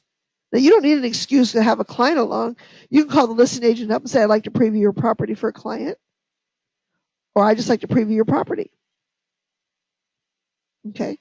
And go do that. Walk through the property, just like with the open houses, just like with the brokers opens. Look at the do's and don'ts. Was there brochures there? Were there cards? Was there any place for you to leave your card? Because when you go to a home showing it, you're supposed to leave your card for that listing agent. Okay? Though there should be a place somewhere. Often it's in the foyer, if there is one, or it's in the kitchen, or it's in the first room you come to when you go into the house. There's some little designated table or something that you will see that has a brochure stand, usually with the brochure of it. Feel free to take one when you're there, make comments on it, have your clients do the same. You may have brought one with you as well, but that's what they're there for. Sometimes in the home there might be a colorful brochure, and so you take that and make your notes as you walk through the house, because if your client says to you, I'm kind of interested in this one, then that's when you go back through it a second time, either that same day or soon afterwards, and then you really look at it. You really make sure, okay, there was a built-in microwave. What was the appliances? What did my client say about this? And then so when you go to write the contract, the listing agreement matches what you saw, and then you have information there in hand. Okay. Again, about the sewer and all that, Tax record, ask the seller what they have. If they have sump pumps, they can have multiple zones in the house. I was just working with someone recently, 6 zones in the house, big house, 6 different zones, heating zones, air conditioning zones. So where heating might be warmer, like basement can be really cold. So someone might have an extra heating zone in the basement because it never quite gets warm enough, where the third level of a home might never get cool enough. So where the main level air conditioning might cover the first 2 floors, but it's not big enough capacity to cover that third floor. Right. It's a separate zone, it's a separate piece of machinery. It has its own ductwork. It's all separate, right? Yeah. So you see those in big homes. And then if some homes might have an attached and a detached garage. The detached garage could have apartment living over top of it, which would have its own HVAC. There could be a pool house. All that stuff you're going to encounter in this area. At some time, maybe not off the bat as a listing agent, but you just never know where you're going to come up against. And, who you know and who they know and how they trust you. And again, it may be that you may not be a very experienced agent, but they know you for your character, and you've assured them that you're backed up by others. And sometimes that can be just as important as some of the names of people we get advertised out there. I could certainly give some names and say I would never trust them even to take, this paper and put it over there without rifling through it. There are just agents like that, and we all know who they are, and we all watch them, and we all are very careful if our clients ever want to see their properties. So, and as much as you can report those dishonest things, you should do it. That's what we're supposed to be doing. So possession. So this is all the stuff that you may or may not choose to fill in. I would certainly encourage you guys to do this. And there'll be a special prize for those who measure their house and fill in one of these, your house or somebody else. Okay. Let's see. Listing. Okay. So as you're walking through this with your client, you don't necessarily need to put down what the buyer's agent compensation is going to be. But if you had a transaction coordinator, I would certainly use this document to give to them, because your listing agreement is going to tell you what that is. Okay. But if you're working with a transaction coordinator or on a team and you're using this document to share all what you know, the filling in what the buyer's compensation is, if it's disclosed dual agency, all that is stuff you have to enter into the MLS. But if you're working solely for yourself, you don't need to put it there. It is in your listing agreement itself. Okay. Possession. Okay. Generally speaking, possession is at settlement. Some people might put negotiable. Possession generally is at settlement. So you're not saying what settlement is. Now, if someone knows they can't move out for 3 to 6 months, then they might check 120 to 180 days. So that just lets every buyer out there know that that house really is not available until then.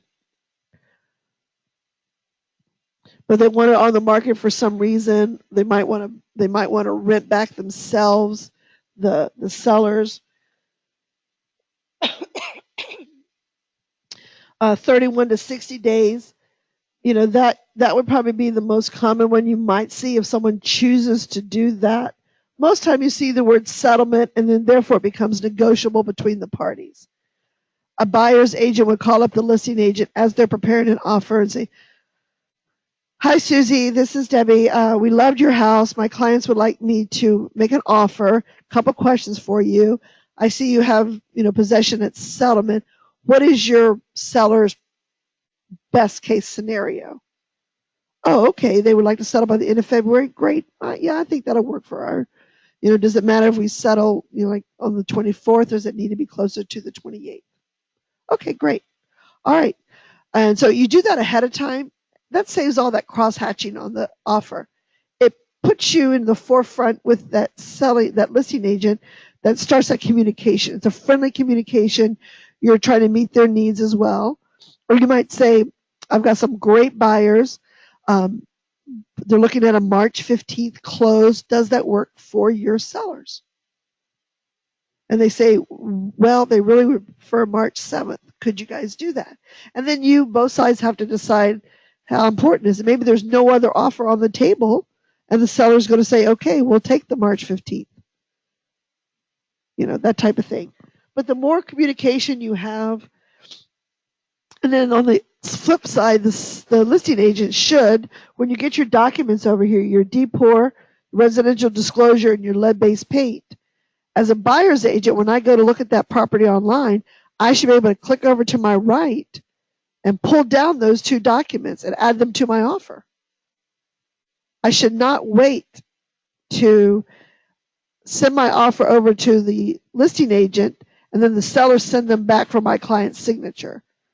A good full service agent on the top of their game is going to make sure, because MRIS has put that document spot there for us, that any documentation that the buyer needs access to is there for them.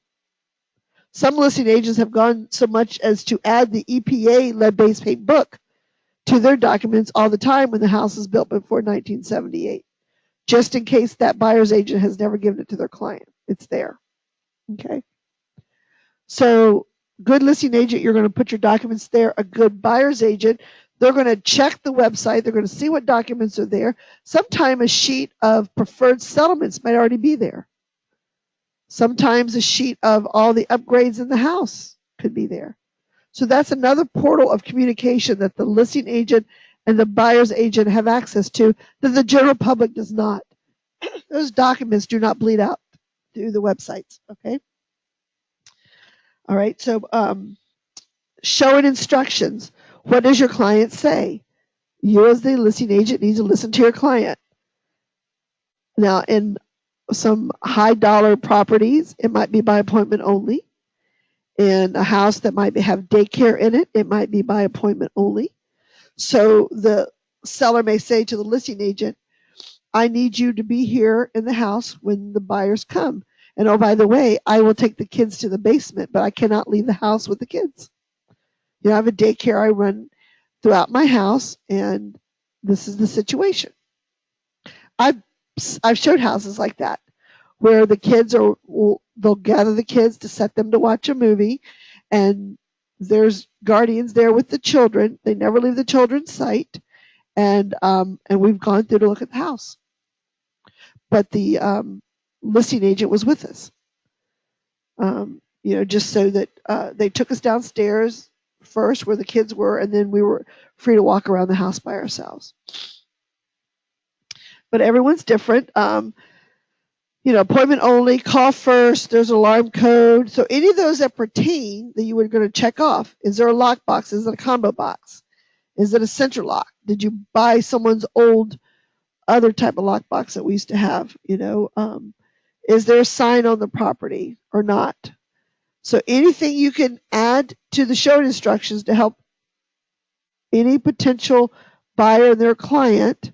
The show any time doesn't mean midnight necessarily, but if it's vacant, it could, if that person's lockbox allows you to enter at midnight. Okay? So oftentimes a listing agent may just simply say, call lister or use showtime. And then they let you go. The listing agent then might send you, oh, it's vacant. Feel free to go anytime up until 9 p.m. at night. Or in the wintertime, the electricity's turned off. You might want to get there before 5 or take a flashlight, type of thing.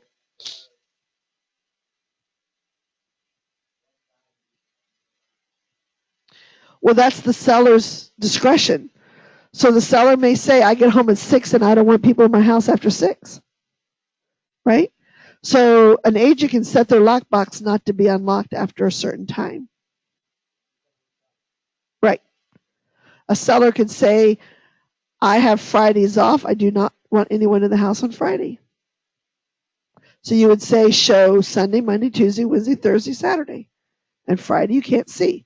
You will get a call from agents who haven't paid attention and say, "Can I show your house on Friday?" Or you might have someone say, "Can I show?" I know if they really have paid attention, they'll say, "Jana, I know your client doesn't like to see like to have the houses shown on Friday, but I have a client who's in town, and the only day he can see it is today, Friday. Is it possible? Could you please talk to your client? We'll just be 15, 20 minutes. They're moving from out of state." And there would be, if they really want to sell their house, they're going to, you know, like my sister and brother-in-law, they have every other Friday off. So it's their time to get their extra work done in their house or have their lazy time or whatever. So if you're selling a home, it's hard to sell a home. It's so hard to sell a home.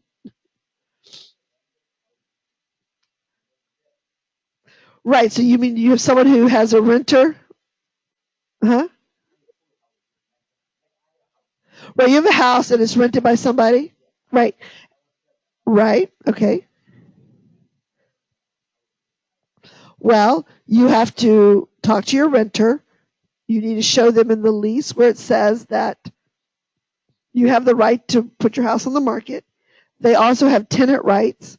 You need to work with that tenant to say, people need to be let into the home. Then you start adding factors of dogs and kids.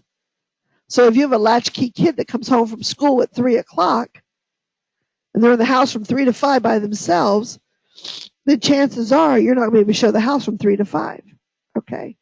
Unless the parents have arranged for a neighbor to take that child. So in a tenant situation, same thing.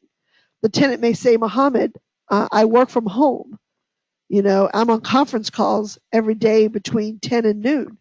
So you would say showings are between 1 and 6 or 1 and 5, you know. Correct. The tenant has, right.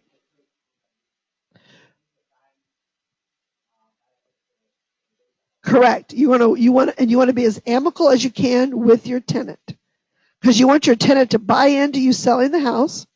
You want your tenant to keep the house. So if you know you have a messy tenant, okay, you may have to ask them to get their stuff cleaned up, and you may have to pay for a professional house cleaning. And in a case that we had a couple years ago, the landlord went and it was like I told you guys the other day, the house was like 4,000, 5,000 square feet, but the tenants were messy. Couple kids, animals. So the landlord went so far as to offer a significant amount of money off of their rent if they kept the place clean. And when she stopped by, if it was clean, or if any agent who came by and said the house was a mess, then they didn't keep their end of the bargain. And they did. It was inducement enough for them to keep the house clean. Now, was it pristine clean? No. But they didn't leave all their dishes all over the counter when they went to school that morning. They put them in the dishwasher. That makes a difference. All that makes a difference when you're seeing houses.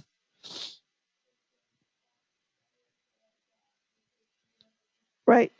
Right. And like I said, do the tenant a favor. Say to the tenant, if you could get all your stuff put away, I would like to have a professional cleaning service come in, vacuum my ductwork, do the blinds, do a really good vacuuming where you're trimming out the carpet, behind the couch and stuff like that. Get it cleaned, and that gives them they're more apt then to help keep the house clean. But it's a conversation you have to have with your tenant, and you have to get their buy-in. Like I told you, my business partner, was it last year, 2 years ago, people were still in bed, 10:30 in the morning. They were supposed to have been out of the house, but they didn't care. In one room, they were canoodling in their bed. You open the door, and you're like, "Oh, okay." And they just didn't care. I went into a place on a Saturday morning, and 4 girls were in their pajamas sitting on the couch, half naked, and they had a blanket. As we walked through the door, threw up over them. Then we rang the doorbell because I felt that somebody was in the house, and no one answered. So I let myself in, and sure enough, because we could hear the TV. So it's like someone, either they just left or someone's in the house, and that stuff happens. So in various neighborhoods. So you just never know. And so lot acreage and lot size, things like that, that's coming straight from your tax record. So, some of this stuff that's in red, you're going to get from your tax record. Showing times, showing days, you're going to get that strictly from your client. You're going to discuss with them. You're going to advise them what's best for the market. I would certainly say to a tenant situation and even a seller, look, the first 2 weekends we want to do open houses. We like to do them between 12 and 4 or 1 and 3. I've got some movie tickets for you and your family. Um, take your kids over to Tyson's. Here's a gift card to TGI Fridays. The movie's right next door. Can you just leave the house by 11 and not come home to 5? Try to get at least 2 weekends out of them for that, so you get your most showings. If you're in an area that's pretty popular, that's might be all that it would take. And then once they're under contract, then you say to your client, okay, we're under contract as the seller to your tenant. The house is under contract. People should not be coming to see the property. However, we're going to have inspections and other things happening, appraisals. So there will need to be access. So I still need you to keep the house organized and in order. Diapers taken out of the house every day. Kitty litter cleaned every day. Okay. Beds made every day. You say, Dennis, can I get your, here's a coupon to Bed Bath & Beyond. They've got some great comforters that would fit in your son's room.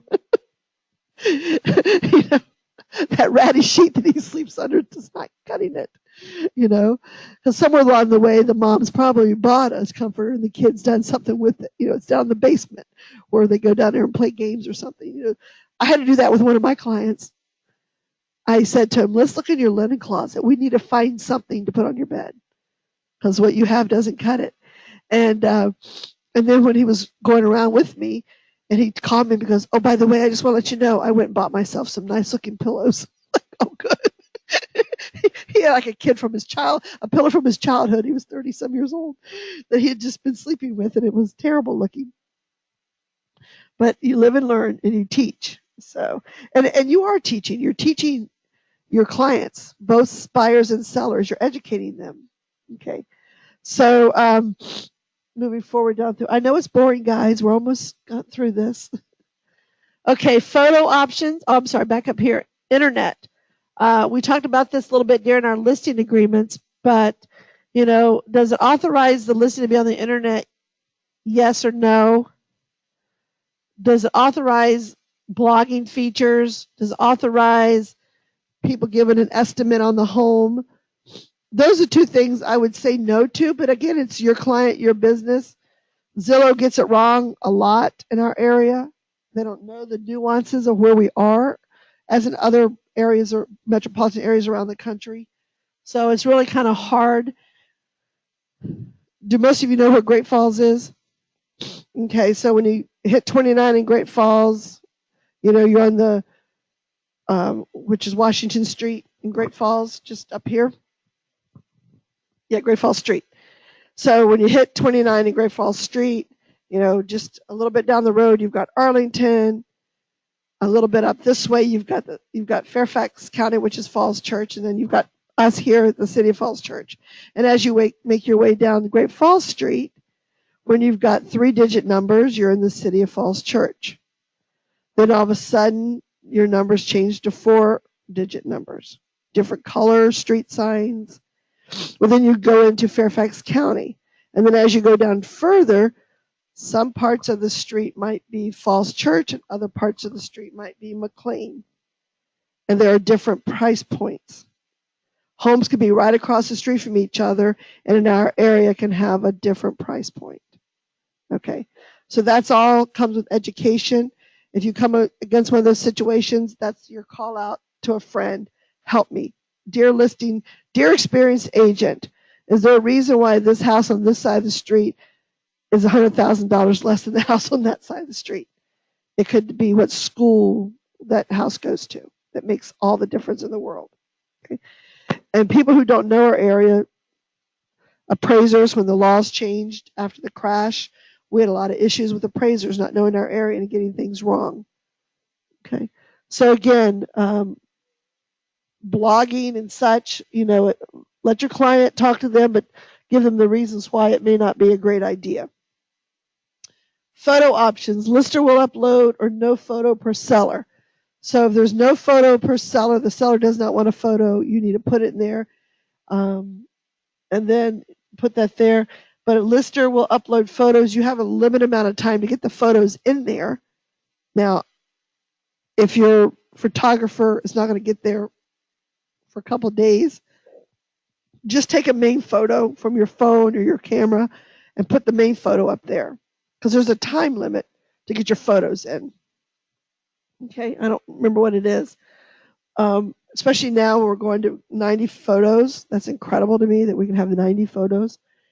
Some of the photographers that do your photos and some that do your home tours, your videos and such, they have a connection. They've paid for their own seat to MRIS, and they can upload your photos for you. You connect with them through your MRS account, and they can upload the photos for you as part of the service. So if you use the service to do your photography, you might check that out and ask, do you also have this part of your service? Okay, internet remarks, general remarks. Okay. Please, please, please, please, please, please, do not cut and paste the internet remarks into the general remarks for agent to agent. What is the purpose of that? The internet remarks go out to the public via the internet. So you got to be careful what you say in there. You can't talk about combo codes. You can't talk about entry access. The agent to agent remarks are for that purpose. It's for a shared communication that only realtors can see. But agents, I see it all the time, even in our own office. They replicate, they just cut and paste, because you are required to put something in that field. It can be the simple words as no other information available. Nothing else. NA. Long as something's in that field, then MRIS lets you continue on. But do not feel the urgent need, because everyone else does it, to copy everything that's under internet remarks and then put them in there as well. It's just a wasted effort. Use it. Blind cat in the house. She will not leave, but she might come up to you. Two cats in the house, you'll never see the one white, one orange. I never saw the white cat. Had the listing for 6 months. Never saw the white cat. Ever. I don't know where the white cat went, but I never saw the white cat.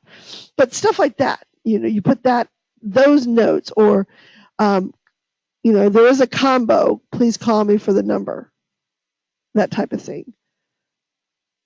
Or and I personally don't want to put the alarm code out there, just because unethical agents who print off the listing, the agent's information, gives it to their clients.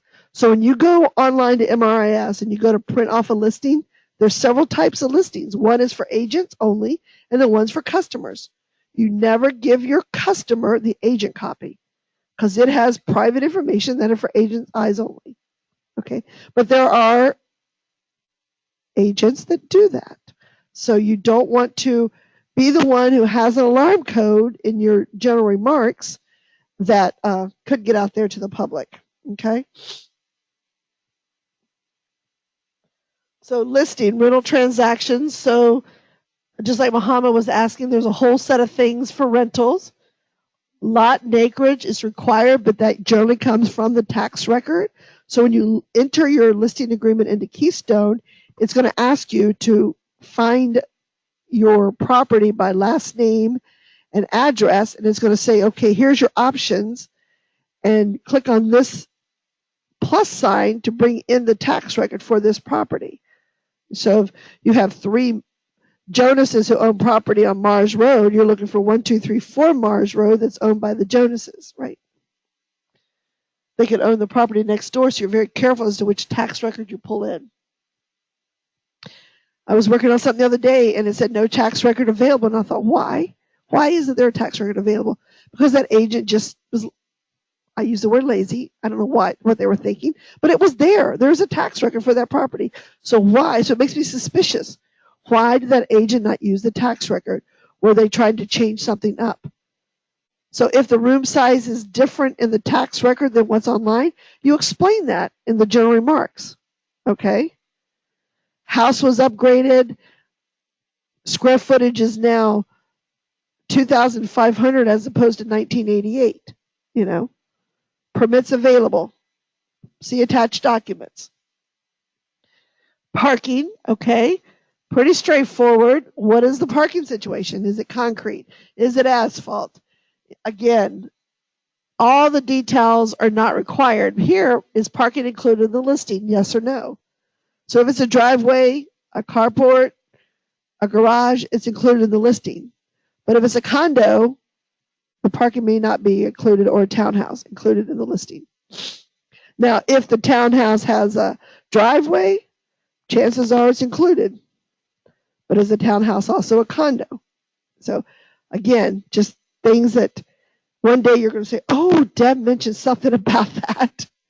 So, all right. So let's see. Participants. Well, you know who you are. So this is your MRIS ID as a listing agent. That is your ID. You're going to need the Keller Williams ID when you input a listing into Keystone. And by the way, guys, I would encourage you to practice this. If you go online, if you go and do the work with this 19-page document, fill it out, go online and input this into your Keystone. Keystone.mris.com, and put it in under your code, under your name. You don't have to ever trigger it live, and it will go away once it expires, but it's good practice for you to see what all entails. It's good practice for you to use this document to see what you have to enter into there, okay? So if you do that, it's going to ask what your code is for the office. So the office code is KWR 30. So that's our office code. If you ever forget it, you look up yourself in MRIS and it tells you what your office code is, who you're connected with, okay? When we do our contracts, you're going to go out to DPOR, and you're going to have to, and we'll talk about that next week. Never mind. I'll talk about that next week. Okay. I'll give you guys a list of websites, too, to keep in your back pocket as you're working through stuff as well. Okay, so showing contact. Who's the showing contact? Chances are it's you as the listing agent. Okay. Owner's information. Who owns the property? Who's the participants? Okay. So, if my owner's name, and I call him Steve, and his name is Stephen, then, and the tax record says Stephen, and my listing agreement says Stephen, and that's his legal name, that's really what I want to put here as participant owners, because I want people to see, and don't be lazy and say, see the tax record. Don't do that. Just put it there. So when they're on this page, they can cut and paste it into their dot loop, into their zip forms, and they can produce an offer without having to retype everything. So be kind and put the last name and the first name, and if your client likes to use their initials, then put it there. Okay? All right. Showing contact, like I said, it's you. Again, you have to put into MRIS if there's a lease when it expires. Okay, property address, you should know what that is time you get there. If there's a subdivision that's advertised, so there's some subdivisions that are legal subdivisions. There's some that are just advertised subdivisions. People might refer to them as, I'm just using, I don't know that Del Rey is legal or advertised. I don't know off the top of my head if it's a legal subdivision. Yeah, it's just a neighborhood, right? So they might say the Del Rey area. So it's an advertised subdivision. People, they may have a little placard at the entrance of Del Rey, for example, but it's not a legal subdivision. It's just the advertised subdivision. Now, as a buyer's agent, when I'm looking for property, I tend to use the zip code more than the subdivision names because not all agents use them. And if they're not a legal subdivision, then oftentimes people don't use them. But if there is an advertised subdivision, you have to put it in there.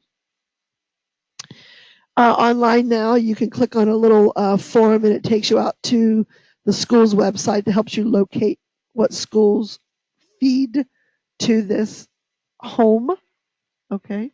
Sometimes there's more than one high school because there could be the GT gifted school in the same area for that one. In those cases, I just put the regular high school. If someone's looking for a GT school, they're going to do that on their own. Gifted and talented. GT means gifted and talented. What I was not. So, all right. HOA. So you know that there's an HOA or not. Age restricted housing. What do you guys think that means? 55. Right. So is it age restricted housing? Yes. No. Okay. And then in age restricted housing, as we're starting to see those come back on the market. Some people chose to move into some age restricted neighborhoods when they were in their mid 50s who might now be moving into more condo like things instead of a single family home. So you're seeing those being sold more or when people pass away. So what are the restrictions? You need to know as listing agents, what are the restrictions for my tenant? Can my grandchildren spend a week? Can they use the pool? So if I'm a buyer, I'm 56. I don't have any grandchildren, but I have a daughter. She's 16. And if she goes off to college in the fall, what about if I choose to move into a 55 plus community? Can she come and live with me during the summer? Can she avail herself of the pool? Can she use the exercise equipment? It depends on the complex. So you need to know that. Okay.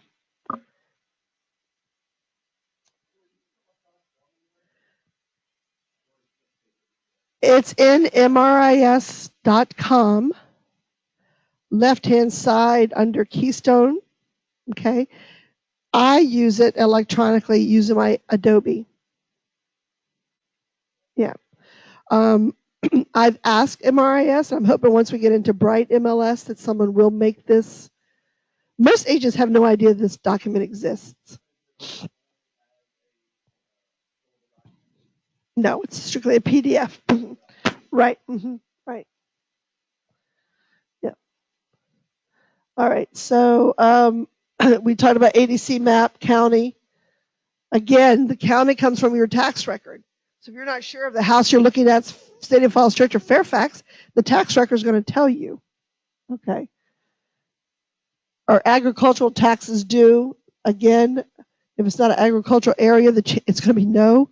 Again, the tax record is going to tell you. And then the water-oriented question was another one Jana had. This is like down at Lake Anna. Is there, or up in Reston, there's some, around Reston, there's some lakes that their property may be water-oriented. Lake Barcroft, water-oriented. So you can see the water. Okay. Okay.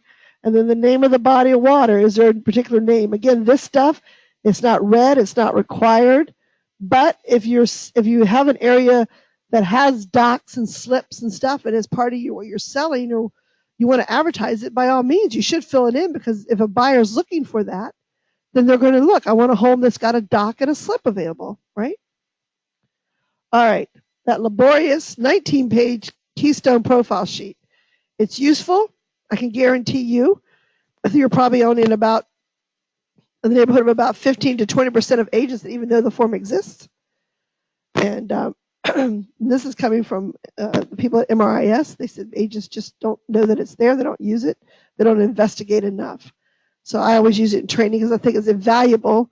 Having been a transaction coordinator for years, I wish I knew about this before, because I used to get scraps of paper. How many bedrooms, kitchen, this, that. And I always had to call a listing agent and ask 4 or 5 questions minimum. I would try to go through and enter everything I could and then call. But anyway, that's it for today. Homework this weekend, please try to go through this agreement, this 19-page. Choose your battles between now and next week. But one of the things is to go through and fill out in your dot loop the buyer's agreement and the listing agreement. Monday, we're going to start working on contracts, how the two parties come together. David Robertson, I believe, Monday's the 29th, right? Right. We'll be here. And then the document we just went through, your home or a friend's home, go through and fill that in, and then try to put it in Keystone, and you can print it out, look at it, get an idea. Feel free to send anything to me in a PDF if you want me to look over something, see if you're on the right track. All right. Have a good week, everyone. Thank you guys for coming.